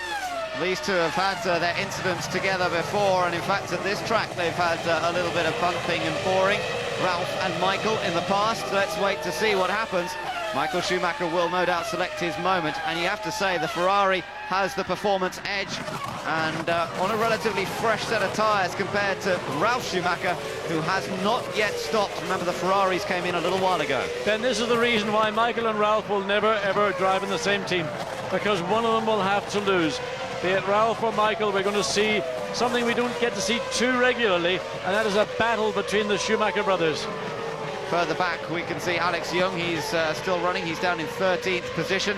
Right behind him the two Toyotas, having made their stops, they've dropped down now to 11th and 12th positions. Here we go, Michael Schumacher trying to line up Ralf Schumacher for the pass, maybe into turn one, or perhaps set it up for turn number two. I don't think Michael's got any advantage. He ought to have grip advantage, but he's got no advantage on fuel. He'll be carrying at least the same, maybe, well, in fact he will have more fuel than Ralph will have, so one offsets the other. Ferrari can do nothing, and of course Michael's momentum is being lost, and it's letting Rubens Barrichello draw away. Barrichello 1.5 seconds ahead of Michael in third. And Michael overshot the corner. He's so keen to try and get on terms with his brother, but no chance here at the moment. Not so far, but look at this, McNish now making a move and getting past Mark Webber, and moving up into 12th place. Salo already up into position, and now going chasing after the next car on their list. There's to try to move back up into the top 10, but Barrichello, race leader, and using this opportunity to pull away from teammate Michael Schumacher.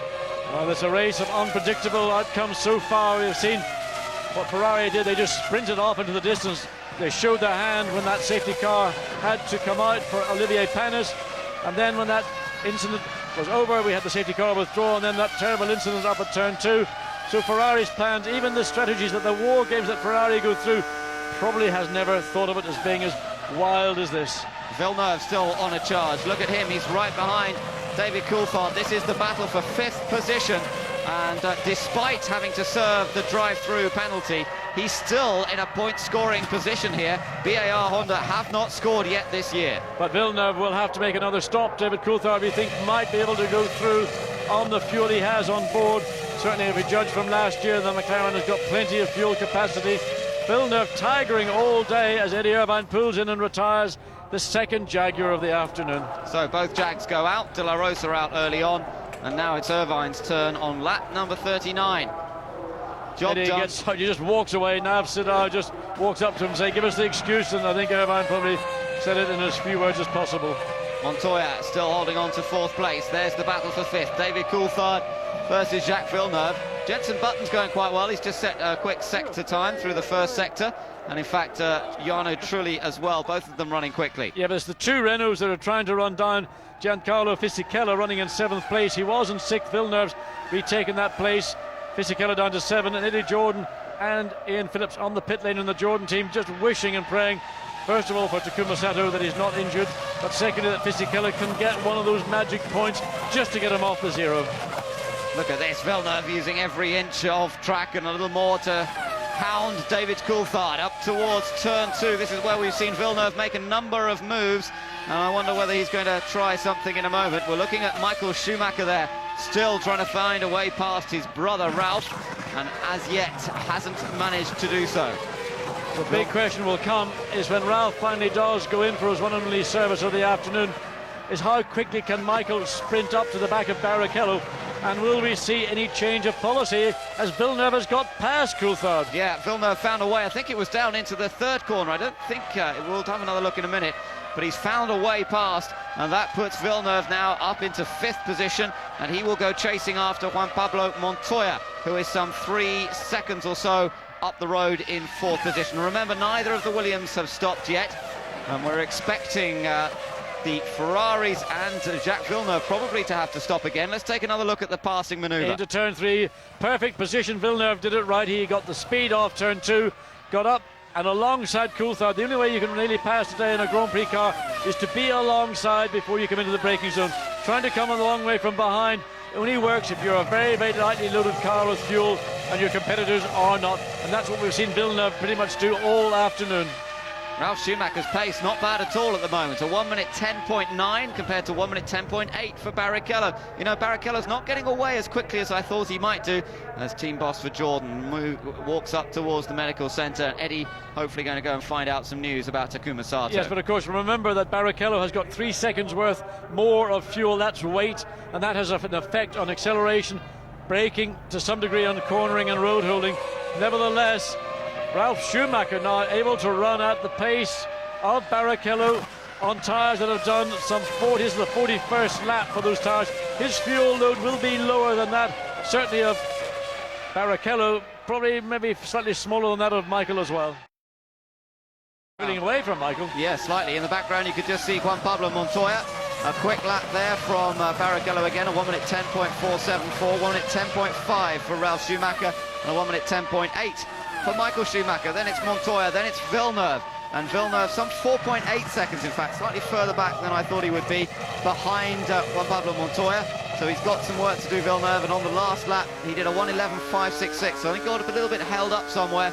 Now he needs to try and pick up the pace, but the BAR may not be able to run at that sort of pace as we go through the remainder laps. Let's take a view here. Great shot once again from the back of Ralf Schumacher's car, looking back at brother Michael. And Ferrari pit lane working overtime. They're trying to work out with the laps remaining, 30 laps remaining. They've got to bring both drivers in.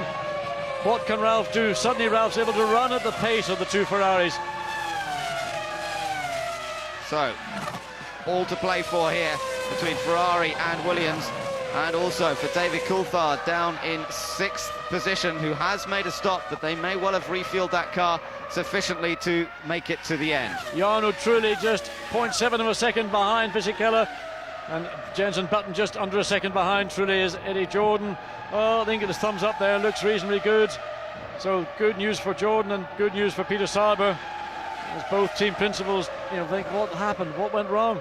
Yeah, but well, I'm sure Peter just trying to find out what the news is concerning Takuma Sato. Jenson got a bit wide and a little bit out of control on the exit of turn 1.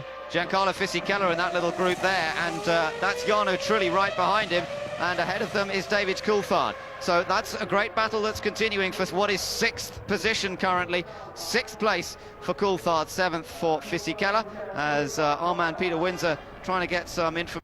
To Sid Watkins, I think. Prof said it's a miracle, and he should know. He was there. There's not much, you know, he's obviously concussed, and there was a huge accident, but thankfully somebody up there likes him, and he's okay. Well, that's wonderful news. Thank you. Only 0.3 of a second ahead of him. Well, the news from the pit lane from Eddie Jordan is that massive accident, but Takuma Sato is okay. He may be slightly concussed, which is totally understandable, but appears so far to have no physical injuries, and what a fantastic news that is from the medical centre. That's remarkable when you see the force of the impact between the Sauber and the Jordan. You just have to say well done to everyone in Formula One. The rules in recent years have improved massively, and an accident like that would have caused serious injury some years ago, not that many years ago. An accident of those proportions would have caused at least some broken bones, and for Takuma Sato to be basically okay, by the sound of it. Still early to know the full details, but that is very reassuring. Climbing up the hill, this is the battle continuing. Now let's see what happened here. This was a little while ago. We're on board with Frentzen, looking back at Alan McNish, and McNish running in 11th place at the moment. Did he manage to find a way past the arrows, sneak down the inside? Well, that looks as if Heinz-Harald Frentzen has had the heart knocked out of him. All the options and potential to have had a fantastic race for both arrows, and that first lap, second corner incident with Villeneuve spoiled all that, and McNish slipped by pretty easily, I must say. So the positions after 43 laps, you can see Fisichella just outside a possible point scoring position currently. It's all about the Ferrari up front of Rubens Barrichello, who's managed to open up an advantage of some 2.3 seconds over Ralf Schumacher, and Michael Schumacher does not have an answer for that currently. He cannot find a way past Ralf.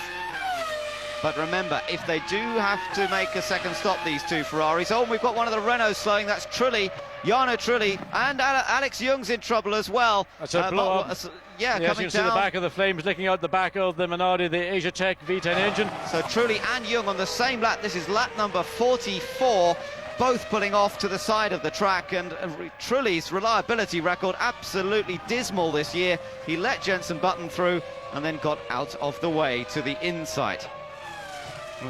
So he moves to the inside. That was a good job of avoidance there, but Trulli's out of it for yet another time. Oh, and that's look the at same that. incident. That's what I happened. hadn't realised it got that far. Oh, yeah, it was going to be a fiery one.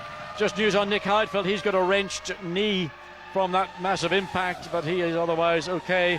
Clearly he was very shocked by the incident. Speculation is that we saw early in the race a problem for Felipe Massa when he had a suspension failure, and now speculation maybe that was the same what caused that incident for Nick Heidfeld. Got news that there's a drive-through penalty for Mark Webber. Drive-through time penalty. He has to come through the pits because he ignored the blue flags. So that's pretty unusual. Mark's normally pretty good on the mirrors. Maybe just again frustration from the Australian driver running in 12th place. Salo on the attack, and he's trying to find a way past Jenson Button. No, it's not actually. It's Mark Webber, I think. Jenson Button a bit further up the road, so we'll have to wait and see. And Mark Webber currently in 12th position, but he will have to stop again. The Minardi team watching that, they've just seen Alex Young go out, and this the view from onboard David Coulthard looking back at Jenson Button. These two, you know, they've been close together in terms of points scored so far in the championship. Been a lot of talk about which one of them is going to end up with more points by the end of the season. Well, currently, look at that. That's Mark Webber now getting well out of the way. Talking about getting out of the way, well, couldn't get out of the way more quickly this time. And that was down in turn 3. And that battle that's going on with Giancarlo Fisichella in 6th place, Coulthard 0.8 of a second behind, Button 0.2 behind Coulthard in 8th place. So a real battle for that final point as now Williams begin the preparation for their one and only visit on lap 47. Will it be Ralf Schumacher or will it be Juan Pablo Montoya? Well, I don't know what way Williams are going to call this one. I wonder will they let Ralf stay out as long as possible and bring Montoya in, or will they bring Ralf in and let him get back out? It depends where they can blend back in. Who will blend back in as quickly as possible without any trouble? And a yellow flag all the way round to Jochen Rindt and A1 curve. We've seen that on our data screens. Mark Webber comes through for his drive-through penalty. Fisichella is ahead of Coulthard now, so Giancarlo Fisichella is running in 6th position, Coulthard 7th and Button 8th. So Fisichella running well, and it all comes down to really how much fuel was put on that second group of cars that came in for their pit stops, because now Williams are coming in, and it's a question of whether Ferrari... And it's Ralf Schumacher into the pits. So Williams running in 2nd place, into the pit lane, race leader continues. Look at those tyres, not an awful lot of left on the inside shoulder on the right front. This is going to be a quick stop for Williams, 7 seconds, hopefully. A scrub set of tyres going on board. Well, a little bit just getting that fuel hose withdrawn, but will Ralf Schumacher get back out and hopefully get ahead of the Coulthard-Button solo battle? Well, I think he should do. He's just coming down the pit lane now, coming up to speed. No problem. So that will bring him out. So once again, bring him out in 5th place. 5th place it will be now, because that will have seen Villeneuve go through, but that brings him out in 5th position, and that could be fairly crucial, to be honest, to have got out ahead of this little group of cars, because it may be that some of these have fueled enough for the remainder of the race. You can see the Jordan of Giancarlo Fisichella from the rear of Ralf Schumacher's car, then Jenson Button and David Coulthard following. And this is the principal battle that's going on right now. And Jordan with Fisichella through unfortunate circumstances in the points right now. And both BAR and Jordan, the two teams yet to score points this season, and both teams are in the points. And Pablo Montoya still running in 3rd place now that Ralph's made his pit stop. So he's now setting some fairly quick sector times. It's important that he really gets on with it, because he also would want to get in front of that battle, which involves Fisichella, Coulthard and Button, but it's going to be tougher for Montoya to do that. So he really needs to put in a few quick laps here to give him that opportunity to come out in front of that group of cars. Ferrari looking confident. Williams surely will be bringing Montoya in fairly soon.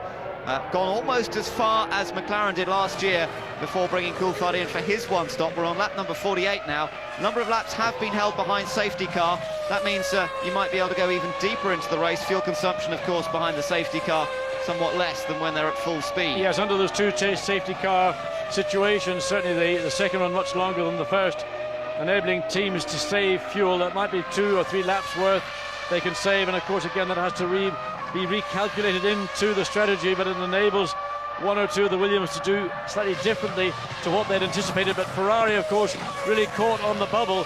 They were just about to come in at that first safety car incident. They didn't have a lot of option, and they had to bring Michael in. They were planning to bring Rubens in first. They had to bring Michael in. They had no choice. Crucial thing at the moment is how quick is Michael going relative to Barrichello, of course. Well, he's going about 0.2 of a second on that last lap, but watch Montoya, he's some half a second slower than the two Ferraris. Barrichello is the quicker of the two. I beg your pardon, it was Michael was quicker than Barrichello, looking at the wrong way around. Yes, Michael was 0.2 faster than Barrichello. Barrichello's doing a fine job so far up front. Taku is fine, we see from the Jordan email. He's sitting up and talking. It's a miracle, they say. Well, yeah, I think it's a testament more likely to the strength of a modern Grand Prix car, and congratulations really just have to go to everybody involved in that, the engineers and the technical people who drew up the rules that have to see such a massive sideways forces withstood by these monocoques nowadays. Well done to the whole F1 team's environment and the organising body as well for that, I have to say. Montoya then in 3rd position currently. And the Williams team still not out on pit lane. This is lap 50. We're just going on to Rubens Barrichello exits turn 1. Michael Schumacher 3.1 seconds behind. And really the last lap or two, Michael has been eating into that advantage. And I wonder how much communication shipped ashore between the pit lane and Rubens Barrichello is saying, well, don't rush, give Michael a chance to catch up. Mark Webber lets Rubens Barrichello through cleanly, no problem this time. Just simply horsepower does the job for the race leader. Mark Webber just tucks in behind and tries to pick up whatever draft is going, but the power of the Ferrari just pulls it away without any problem whatsoever. So Barrichello just keeps it all under control for the moment. You can see the gap back to Michael Schumacher. It was 3.1 seconds last time around. David Coulthard's got ahead of Jenson Button, and that's a swap that we didn't see on screen. So Coulthard 7, Button 8, and Coulthard 1.7 seconds behind Jordan's Giancarlo Fisichella in 6th place. Now Montoya will be coming in this time around, and we'll wait to see whether he can come back out ahead of that group and indeed how it affects him compared to his teammate Ralf Schumacher. Let's see what happens here. But Ben, what we have to watch is we're on lap 51. Ferraris are going to be coming back in again, possibly somewhere around about 58 to 62, I would anticipate. So get your calculator out and work out the lap times of the Ferrari right now, vis-a-vis what Williams are doing with Ralf Schumacher. Ralf Schumacher's just coming around the last 2 corners. This looks good for Montoya to get ahead of his teammate. Well, he had to push very, very hard. It's a question of getting down that pit lane. There he is. There's Ralf on the right of your screen. Looks like Montoya is going to get the job done. Ralf is going to lose a place to his teammate, but they're going to be very close as they come up to turn 2. There you see the view from Montoya's car. Montoya has gained that position. Well, look at that. Fantastic effort from Montoya's crew in terms of when to call him in, and it's worked pretty well. There has been some discussion that possibly these two went for a different tyre compound to one another. Michelin's, it was a difficult tyre choice on the Michelin runners. Possibly they went for a slightly different compound. It's said that Montoya might have been on the slightly harder tyre. That could have suited him in the latter part of that stint, with the tyre still working well and still allowing him to put in quick laps, and that's put him in front of Ralf Schumacher. Yes, but Ralf has built up that momentum and will want to hunt and run down Montoya.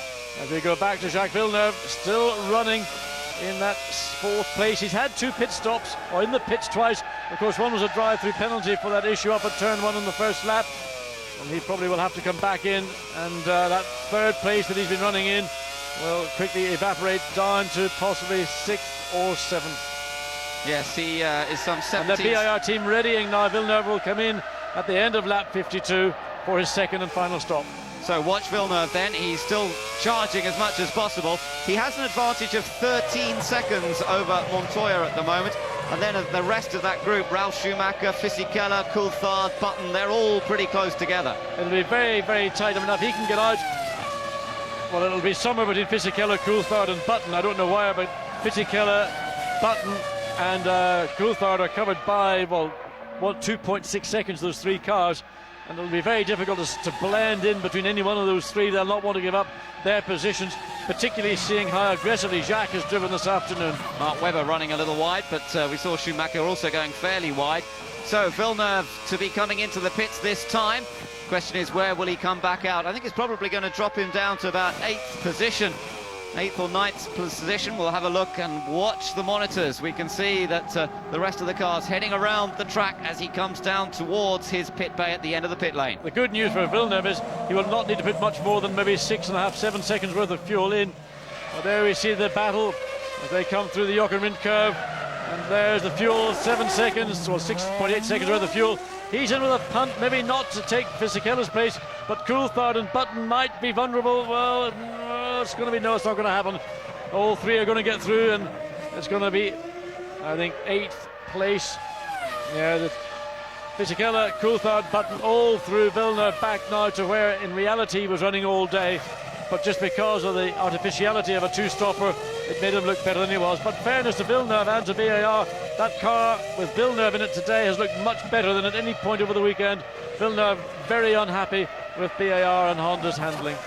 Yes, but as you say, he's been looking strong today, and he's got a chance here, John. I mean, if he can start overtaking like he was early in this race, he's with a group of cars now.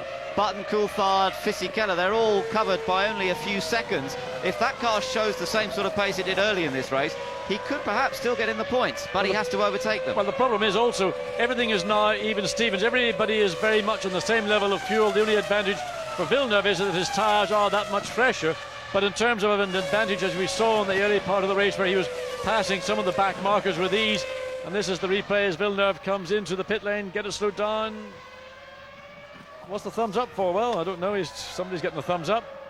Yeah, I don't know what that was all about, but unless he'd had a message from the medical centre there or something, that it was good news. And there is the medical helicopter. Takuma Sato will be taken off to one of the regional hospitals. Of course, orthopedics in this area is a major part of the hospital treatments, and he will be taken away and given further examination and any care and attention treatment that he needs. But good news for Eddie Jordan was that he was sitting up and speaking in the medical centre, and Eddie back on the pit wall, confident in the knowledge that there's no injury of any significance to his driver Sato. New lap record for Michael Schumacher, 1:09.408 as he goes past Frentzen once again. Now these two Ferraris, sorry, that was Barrichello going past Frentzen. Barrichello ahead by around 3.4 seconds. These two Ferraris, if they do have to come in again, they have enough of an advantage, John, to be able to do that. They're 33 seconds ahead of Juan Pablo Montoya. That's the gap, in fact, between himself and Michael Schumacher. It's 38 seconds to race leader Barrichello, and they'll lose about 25 seconds or so coming into the pits, refueling and going back out. That's what Villeneuve lost a moment ago, so they can still make a second stop and get out ahead of the Williams. But never forget that Barrichello's got 3 seconds more worth of fuel on board than Michael has, so Michael is capable of running faster because at all points his car is that much lighter than his teammates. Now whether Michael might need to make a splash and dash or not, it's questionable as to whether Rubens Barrichello will. Well, we're only 15 laps to the end of this race, so whether they will have to make a second stop may well not be the case. It just shows, I mean, their dominance has been very impressive here today. You have to say the Ferrari 2002, the Bridgestone tyres, the package has worked superbly well together, and we'll just have to wait to see whether they do have to make a splash and dash stop for a little bit more fuel. If not, they'll have certainly earned themselves a massive, massive victory margin by the end of it. The next question becomes, will Barrichello have to give way to Michael Schumacher? And that one will only be answered, I'm sure, in the closing laps of the race. I think that would be an extremely bitter pill if Rubens Barrichello was requested to let Michael take victory. I think Rubens has done such a great job here today, and he's there on merit. But I suspect that the team may choose to let the situation unfold as it is and take the gamble. It really depends who finishes in the remaining positions in the points as to whether Montoya or Ralf Schumacher should get the advantage of third place. And Ralf Schumacher on 20 points would be the danger person. If it was Montoya, well, they wouldn't be quite so good. Well, probably Montoya's the danger person, with Ralf possibly not so much concern. Good news from Sauber. Nick is fine. We'd heard that he perhaps wrenched his knee, but basically he is fine. So that's great news about Nick Heidfeld. Both drivers involved in that earlier accident seem to be okay. Another new lap record for Rubens Barrichello, the race leader, and he opened up the advantage over Michael a little bit on that lap. 4.3 seconds it was, just under the 4 seconds. Now it's up to 4.3. Now a little bit of that was Michael did get marginally delayed behind Hans-Hauer Frentzen. There's a question of will he, won't he, will he? And I think that Frentzen wasn't quite sure if Michael was going to dive, and there we see now the Jordan team preparing something, rushing. As Giancarlo Fisichella currently in 5th place, going to make a late pit stop for fuel. And there, the Renault team, Jenson Button. No, I think we're looking at another screen replay. Yeah, looking Jenson back. Button still the highlights in 7th place at the moment. There he is, just ahead of Jacques Villeneuve. And Villeneuve wild. A little bit wide, isn't he? Absolutely again? wide and wild. Lost some time that time, and he's dropped back again. He was in quite a good position behind Button, but he's just lost a lot of the ground that he spent the last few laps regaining. It's Fisichella, Coulthard, Button and Villeneuve, and you have to say for Fisichella this is so much better than we've seen this year. Let's take a look at the replay here. He got just wide. way too quick, Ben. He had no chance. He really struggled. He's just been pushing. I haven't seen Jacques Villeneuve drive so aggressively. He's driven some great races this year, Imola particularly, and also in Barcelona, and had no reward, and really pushing. I mean, this is the Jacques Villeneuve we know from 96, 97 and possibly 98, but from the years in BAR, well, it's been a different man. Michael Schumacher and Rubens Barrichello, nobody can hold them at the moment. You have to say they're in dominant form, passing Alan McNish once again for Barrichello.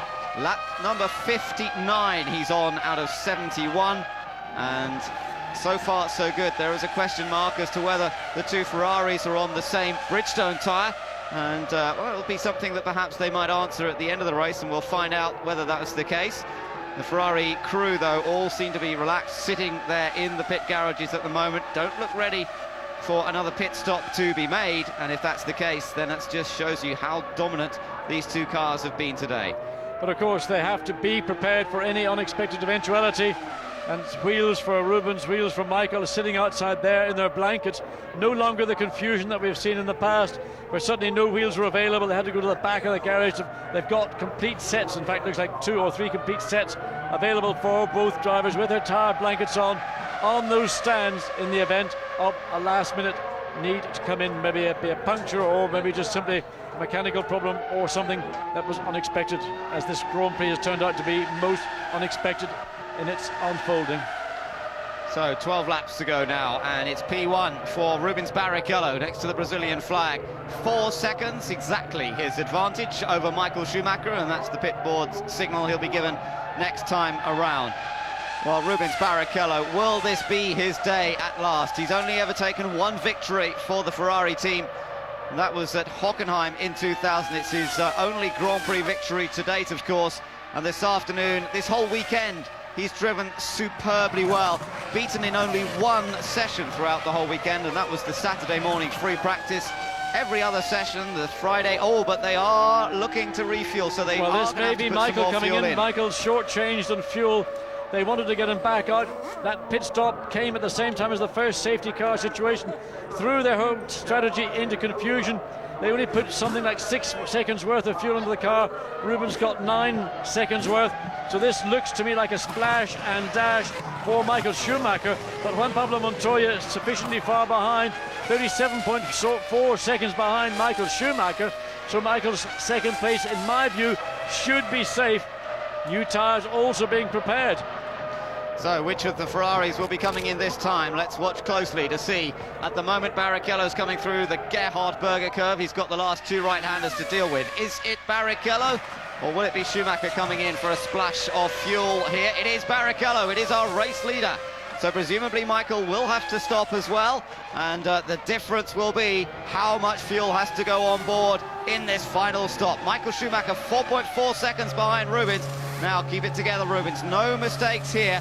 Just a good, simple, clean stop is what you require, and away he goes. 6.2 seconds, and that's not too much fuel on board. Rubens again on the speed limiter at 50 miles an hour, 80 kph. Waits to get down to that line as we see Juan Pablo Montoya only half a round a lap, so Rubens will come back in second place. Juan Pablo Montoya not able to challenge the Ferraris on pace, and now some 2.1 seconds ahead of his teammate in fourth place. Barrichello climbs up the hill up to turn 2. So we wait then to see whether Michael Schumacher comes in this next lap. I think he will. The Ferrari team, there we are, stay out in the pit lane, waiting until the last moment to take the tyre blankets off those preheated dry weather grooved tyres, and when they get the signal that Michael is close enough, which is about now, I would think, they'll whip them out. There we are.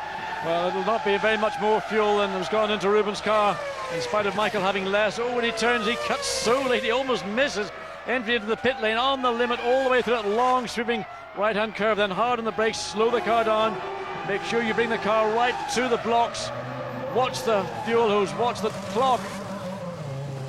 6.2 seconds we saw for Barrichello. 6.4, Rubens comes down. He should manage to retain his lead. It's going to be a close call. Michael could do nothing. He's at the beginning of the pit lane. We see him climbing. There he is. Rubens will take the lead of this race. Michael will actually lose more than he thought he might have done. And Rubens Barrichello back into the lead as Michael blends back in. Wait to see what they come back. It certainly should be around about 4 seconds. Fractionally over, I would imagine. But they still have a big lead over the Williams BMWs. They've still shown what class there is in this 2002 chassis, and it's Barrichello who has driven perfectly this afternoon. Surely they will not make him move over and let Michael Schumacher pass and take the lead this time. Last year he had to move over and let Michael take second. Well, that's a slightly different story, and the championship battle was very much closer at that time. Replay of Michael coming out, almost made a mistake there, but did get away cleanly. Yes, but of course the principal battle that's going on is not really this one at the front. It's for that final, or for those final 2 points for 5th and 6th place. Giancarlo Fisichella's got David Coulthard still filling his mirrors, and he's got Jenson Button in the mirrors of the McLaren. Those three are fighting for 5th and 6th place. Yeah, and don't forget that Villeneuve's in that battle as well, John, and I'm sure that he, rather than Fisichella, he'd love to be the first one to score a point for Honda this year, but at the moment it looks like Fisichella could be the person to do that. Peter Sauber, well, of course, neither of their cars are still in this race, but they're keeping an eye on proceedings, watching what Ferrari's up to, and following the progress. It's been a disappointing day for Sauber after promising so much with great grid positions for both cars. Jean Todt looking to mastermind another 1-2 finish here for Ferrari and maximum point score in the constructors' battle. Villeneuve still in behind the Renault of Jenson Button, and as yet cannot find a way past. And the advantage appears. Oh, Villeneuve again running very wide. You see Fisichella, then Coulthard, then Button, then Villeneuve. So you've got Bridgestone leading this group, Bridgestone trailing this group, and 2 Michelin cars in between. And Villeneuve again driving right on the ragged edge, fighting for that final point for his team. Jordan's currently on 2 points for that 5th place, if they can stay there in the end. It's going to be real dynamite when we come to these last 5 laps. We're going to see 4 drivers battling like they've never fought before for those final 2 points positions. Giancarlo Fisichella has the edge of this group at the moment in the yellow Jordan Honda. Can he hold off the McLaren Mercedes of David Coulthard, the Renault of Jenson Button, and that BAR Honda of Jacques Villeneuve? For Fisichella, this is a big deal, as important perhaps as still seeking his first Grand Prix victory, because points to Jordan right now would be a real blessing. They've had such a tough time this season. They've seen their other car go out in a frightening accident this afternoon. They have scored no points so far in 2002, and Fisichella looks set to score 2 here, but there are still 7 laps to go, and he still has 3 of the fastest, most determined drivers right in his slipstream: Coulthard, Button and Villeneuve. And it's Villeneuve who's the fastest of the 3. They're all lapping in the middle. Oh, 111's Villeneuve right on the wide on the exit, but of course he's caught now in the situation where he can't really get very much closer. His momentum, which he's been building up all the time to catch up to the back of Button, now is being affected by the aerodynamics, the wind coming off the back of the Renault, and they're making it very difficult for Villeneuve to really progress much more. And they haven't got any traffic in front of them for a little while. Mark Webber is the next car they will lap, but he's quite a long way ahead of them as they go through turn 3. He's almost up at the last corner, so not lapping slowly either, Webber. He's putting in some fairly quick lap times, so it's going to be tough for him. Now the battle up front continues. almost identical lap times again last time around for the two Ferraris. Rubens Barrichello a 9.815 and Michael Schumacher a 9.860. Nothing to choose between the two of them, and it's Barrichello who maintains a 3.8 second lead up front. And David Coulthard said it was going to be a hard afternoon's work. Well, he's got currently 1 point for that work, but looking back from Giancarlo Fisichello's Jordan Honda, the gap, of course, very much less on the camera lens, a very wide angle lens. Fisichello really not putting a wheel wrong anyway whatsoever, under extreme pressure from McLaren and Renault. And of course Jordan desperate, like they are, to get their first points score of the season. A little bit of traction control cutting in there, you could see, but that Jordan's working well. It's reliability that has been their bugbear so far this year, particularly in the hydraulics system. Now, they've come up with an interim solution. They've got some new parts being manufactured, but Gary Anderson said that they've come up with what they think is an interim solution. They're very hopeful that they've cured those hydraulic problems that have afflicted them in recent races. The proof will be in 5 laps' time to see whether he makes it to the checkered flag. Well, there's a battle for third place. Ralf Schumacher deciding, I've had enough. 1.2 seconds behind Montoya, and on that last lap he took 2/10 out of Montoya's advantage. So Ralf deciding, well, I think I fancy a bit of the podium once again, but getting past Montoya is a lot more difficult than catching up. Yeah, Montoya made a little bit of a lock-up there. Yes, you can see the smoke coming from inside the unloaded right-hand wheel, and again the gap has closed down as a result of that little error. Again, look, Ralf, now it's down to a second, or probably marginally under a second, as they come halfway round the lap. I wonder if they really did have a different tyre compound choice between these two cars. We'll have to wait and find out, see if they tell us the story afterwards, but very evenly matched, and it looks as in the latter part of this stint that it is Ralf Schumacher's car that's working slightly better. He's driven well all day here and keen to make up for the mistake he made in Barcelona when he threw away a possible second position. Out of that last corner. Yes, but I think, Ralf is driving well. He's got speed. The gap as they come across the start-finish line is 0.7 of a second. Half a second gained in that last lap. No doubt in part due to the mistake Montoya made under braking into turn 2. But once again, the team will let the two drivers sort it out. The only order that they will be given is do not take each other out or knock one or the other off. Still no word of any team orders, but Jean Todt's just... is that Jean Todt or is Ross? It's Ross who's... he's on the radio. Got his finger on the radio button. Everybody. We need a lip reader here to know what's being said. Certainly from Ross's perspective, of course, we wouldn't know what might be being said. But that was Ruben Barrichello's radio. It's RB in the radio. And on his right hand he's got MS, Michael Schumacher. So Ross able to talk to both drivers, both collectively, but also independently. 3.4 seconds was the gap between Barrichello and Schumacher last time around. This time around it's slightly less, 2.5 seconds.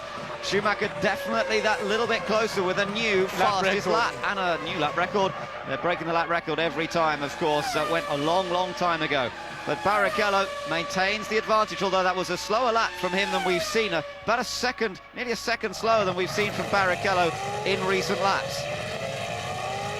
And again, traction control almost at maximum as they try to get traction out of the Remus hairpin bend. Very important corner to get good grip, good drive down the hill. This is, well, it's not the fastest, one of the fastest. There's 3 very high-speed parts of the circuit.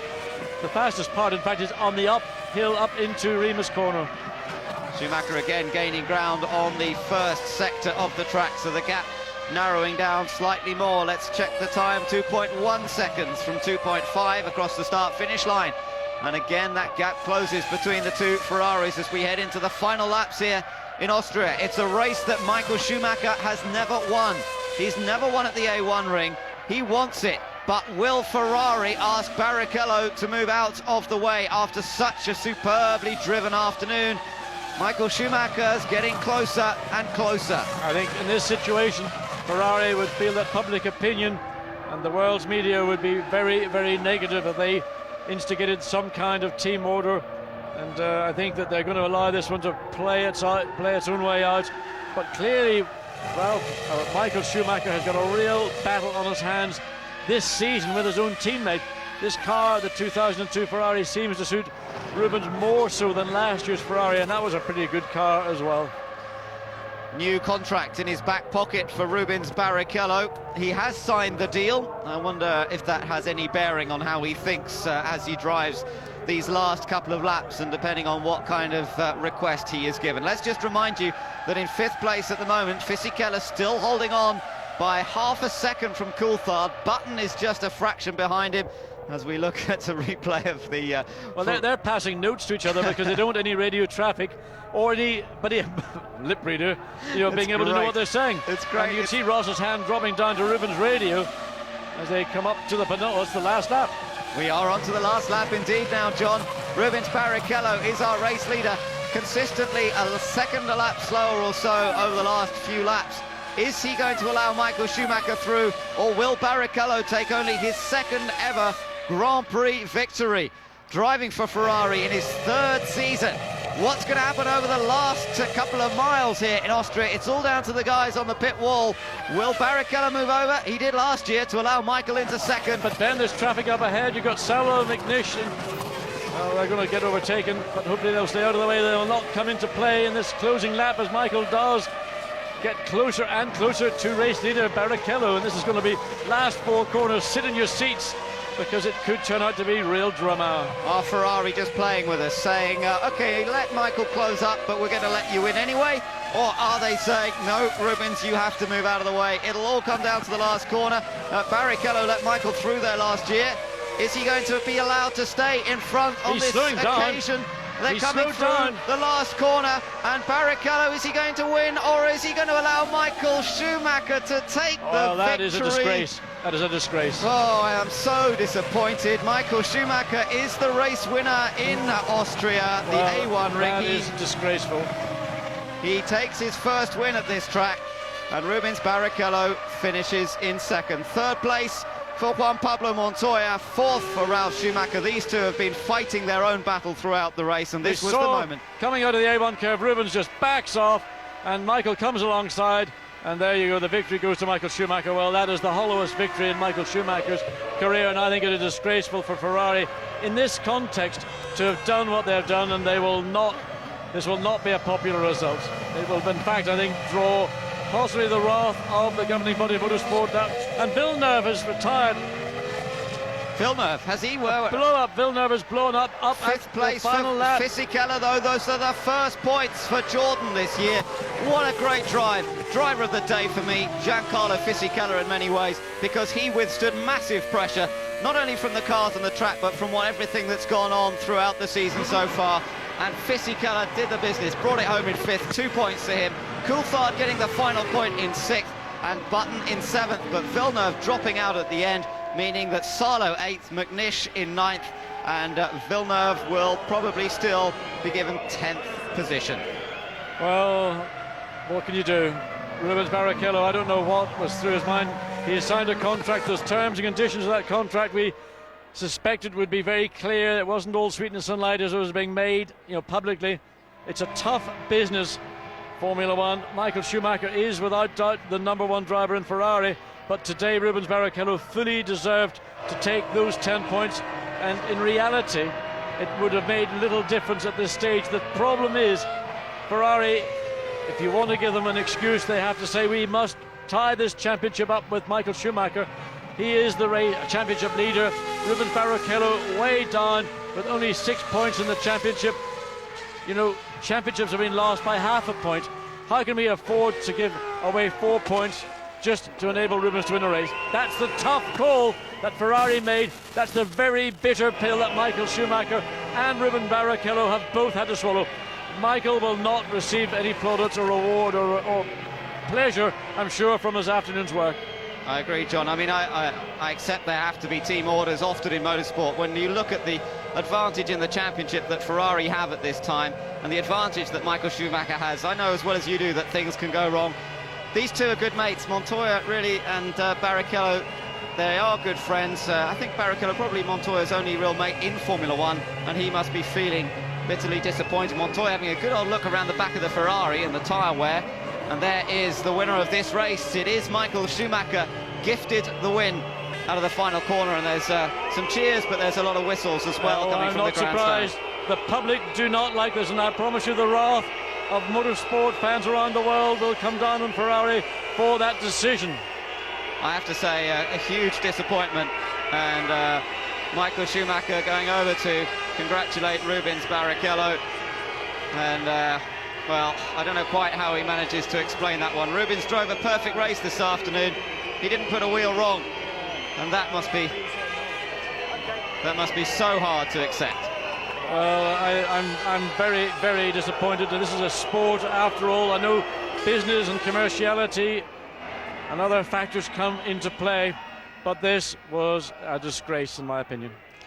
That was the moment. Barrichello just allowed Michael Schumacher to come through, and he's got his contract in his back pocket. I wonder if he was tempted then to say, I've already signed my deal, I'm not going to do it. Let me just tell you now, if he went against the terms of the contract, or he went against the orders of Jean Todt or Ross Brawn, but particularly Jean Todt, he would have been fired. Without question, he would have been fired, because that is the way the team is run.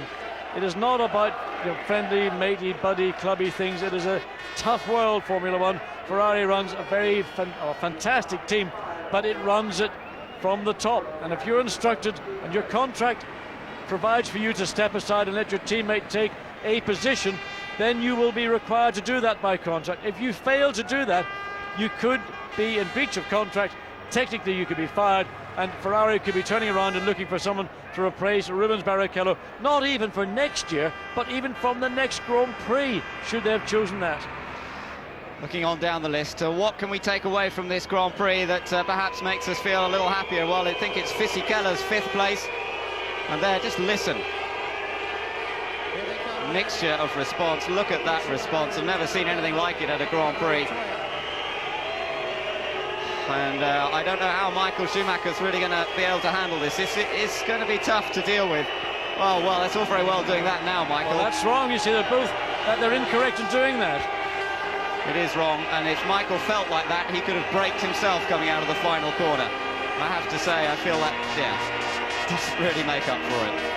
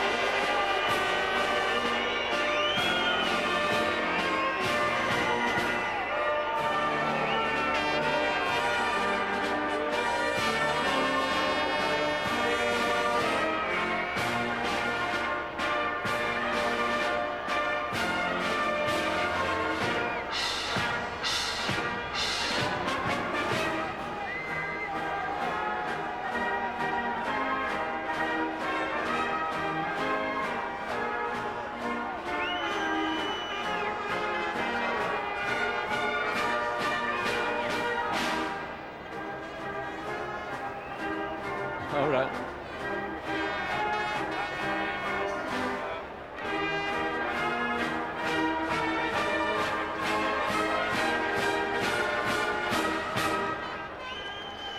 So the anthems are played out here in Austria as Rubens Barrichello moving away from that top step now. Yes, this is all very well, Michael, but well, I mean, this is all very silly, to be honest. Whatever has been done has been done. This is not going to change anything. Rubens Barrichello is second in the classification. Michael Schumacher has won the race. All I will say in mitigation, it was not Michael's fault. This is a team decision made by Ross Brawn, but principally Jean Todt. I wondered, did Michael actually know what was going on? Was he aware that Rubens was going to slow down. It looked like Michael was, in fact, slightly perplexed by what was going on, but clearly Rubens had been given an instruction from the pit lane, from Jean Todt, to let Michael Schumacher win this race. And I just wonder, Michael's awkwardness, and his body language is awkward, believe me. He does not like getting the bird from the public, and I just wonder, was Michael not in on the plot? Possibly, John, possibly. He certainly doesn't look that happy about it now, but you know, my feeling is that if he wanted to back off at the end, he could have done and gone against what Jean Todt asked for. So, you know, he took the win at the end there, and Rubens Barrichello, I have to say, I feel bitterly disappointed for him. He drove a great race. Let's talk about that for a moment. You know, lap after lap, all 71 laps, there wasn't the tiniest mistake from Rubens Barrichello here this afternoon. He got the edge, he took advantage when he could, made a great start from pole position, never let the pressure get to him, and he took the victory. Maximum points for Ferrari, but the people here in Austria would so much rather have seen the race finish as it was throughout most of its distance, with Barrichello leading and Michael Schumacher in second. Montoya happy to finish in third place, and some words of consolation from him to Rubens on the podium.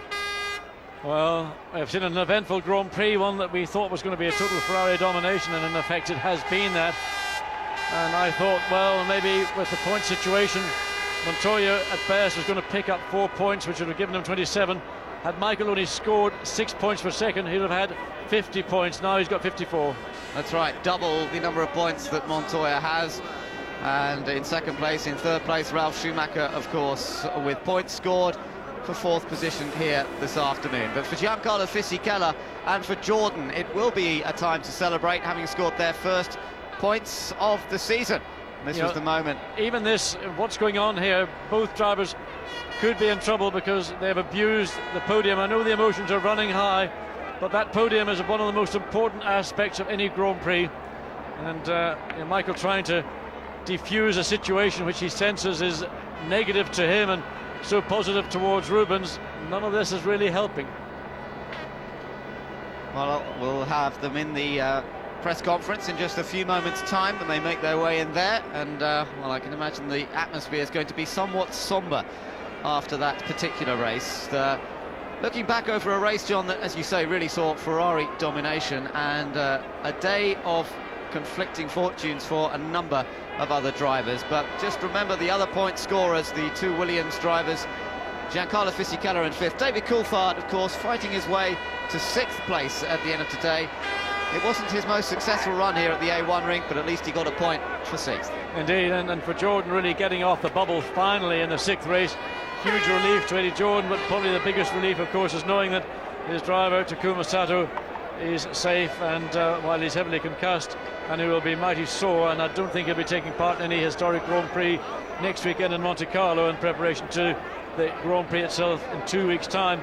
Nevertheless, the biggest result Eddie Jordan today received was that Takuma Sato is safe and fundamentally uninjured, and the bonus is he got 2 points. Indeed he did. So Fisichella, one of the stars, but let's now go to the press conference to hear from Michael Schumacher, Rubens Barrichello, Juan Pablo Montoya. Drives in the Austrian Grand Prix 2002. It's Rubens Barrichello, it's Michael Schumacher and Juan Pablo Montoya, with Rubens in the middle, as I suppose you'd say, the moral victor. Rubens, how difficult was it to make the decision to move over on the last lap? I think I had the experience actually, so it wasn't. It's not. I'm not joking on that. It's something that I've been asked to. I've said nothing, and just I think it's a team decision.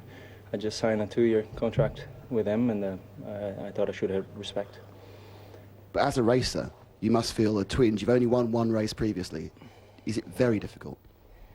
Well, I mean, it's.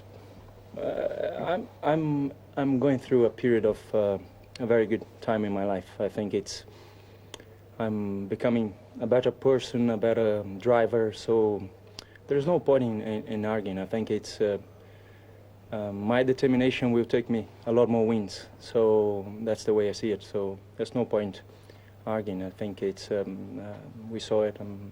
Michael gave me the trophy. The trophy I take home today, and so I'm happy for that. On a more positive note, it was once again a very clever strategy by Ferrari. In Brazil, we all thought you'd stop twice, you stopped once, and here obviously you're planning to stop twice. Once again, good work by Ross Brawl and the team.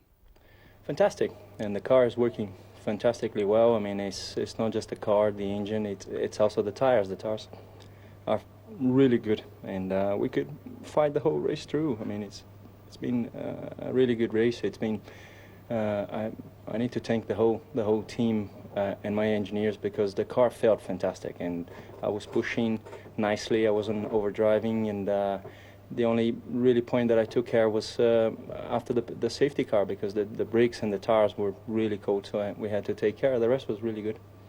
Thank you, Rubens. Michael, first win in Austria, completes the set of winning at all the circuits, but it's very obvious you've taken no joy from this victory. Very obvious. As Rubens pointed out, it was a team decision last year. I sort of was involved in the situation because I felt the championship was much more tighter than it was this year. This year I didn't even think about this, and before the race I was asking, I said, I don't believe there's going to be a team strategy involved, and suddenly they told me that he would move over, and yeah, I mean, I'm not very pleased about it either. I think nobody of us is, honestly. But then we have to look what is the team's ambitions, and the team's ambitions is to win the championship, and you have to secure this, because you never know what is going to happen in the next races. And therefore, well, I have to thank Rubens, because he has done a fantastic race. He has been outstanding all weekend, honestly, and this gesture, in the way we have done it, shows the sort of, how you say, work we're doing together, the belief we have in each other, and the relationship to some degree, because it's not natural what he's been doing, the way he's doing it, and I'm just thankful for him, for the points, but obviously I don't take a lot of joy from that victory. As you say, you weren't really too keen on the decision. Who actually makes that decision? Who was the person who said that's going to happen? In the end of the day, it comes from Ferrari itself, and there is obviously the top person of Ferrari is Mr. Montezemolo, and then it goes down to Mr. Todt and so on. Who is in the end the person? I don't know, but believe me that the team is investing a lot of money for one sort of target, and imagine in the end it would be not enough by this amount of points. How stupid would we look? We have always had this philosophy. I think it is very known to everybody that this is the philosophy. It's within the sport. Some people may like it, some may don't like it. As I said today, I felt a little bit sorry as well, and I'm not really in favor of it, but then you never know what happened in the end, and I'm sure the way Rubens drove today, he has a lot of opportunities to secure victories this year, and I told him on the podium, I hope that the championship is soon finished, that we can go for real racing, and I'm sure he's going to win loads of races. Hey, Michael. Juan Pablo had a very eventful race and a very frightening incident at the end of the first safety car. Perhaps you can talk us through it. Well, I couldn't really see anything. The only thing, I was turning in. I was riding the inside of Sato, and as I was turning in, suddenly just a car, a Sauber came backwards right in front of me. I just heard a huge bang, and I really stayed, very lucky. I was very lucky there, and that made my race as well, because my strategy was to be in the hard tires, and at the beginning of the race, we didn't have the pace we needed to. It was noticeable that you actually didn't take any tyres at all in your pit stops. Obviously, they're a very durable brand. Yeah, they were. It's safe to say that the two safety cars probably did help you get past Ralph. Yeah, that what made the race. Ralph was quite quick out of the pits as well, but I managed to get quite, a few laps in really quick right before the stop, and that was enough. That's all. Rubens, we now go to Monaco. Pretty tricky circuit, one which you've not always enjoyed the best of luck. Are you looking forward to it? Very much. I think it's since I've started driving the new car, everything has been bright. Obviously, I don't have a lot of points on the championship as much as I would have liked it. But Monaco is a home race for me as well, so I enjoy being there. So I'll be fighting. I don't think it did let me down. I'm up to it, and I think it's the best year of my career. So I'll just take the opportunity, and I'll be driving fast for sure. And if we have the same situation again in the last lap, you guys running 1-2, you ahead, will you do the same thing? Let him through? We see. It's an internal matter. It's not up to for us to talk now. Gentlemen, thank you. Now, word from each in your own languages, please. Starting with Rubens. Well, there we are, John. That's the description, that's the explanation, as you said, very much so. Michael, following what you were saying, it's all about Ferrari are there to do one thing only, that's to win the World Championship. But it's still a tough one to carry, isn't it? Yes, I think, and if you look back to last year when that situation occurred, I always feel that the justification for this sometimes is very difficult. But last year, Montoya did disturb Michael's race, and he had came back, and there was a battle for the championship, which was much closer at that point than it currently is now. And because of the domination that Ferrari are currently enjoying, it to me seemed possible that they may be able to let Rubens Barrichello take the win. He'd worked very hard, he'd dominated pretty much throughout the weekend, and Michael had no answer to him in the race. Yet at the end of the day, we saw the hard face of Formula 1 today, the real nuts and bolts of what motor racing at this level is all about. It's not just a sport, it is a business, and Ferrari are spending, as Michael explained, huge sums of money. He gets huge sums of money. He's had 44 points in the championship, and as he said, and I pointed out prior to the press conference, imagine the World Championship was lost by 4 points or even less. That what would be the responsibility or the comeback on those members of the team on the pit wall who said, well, let's for sentiment's sake give Rubens the win. It was a real hard decision, one that I would maybe not want to make, but there are people in the pit lane who are charged with that responsibility, and they had to take it. Then they wouldn't have been giving Rubens the win at all. He had earned the win, and they gave the win effectively to Michael, of course, in this case. And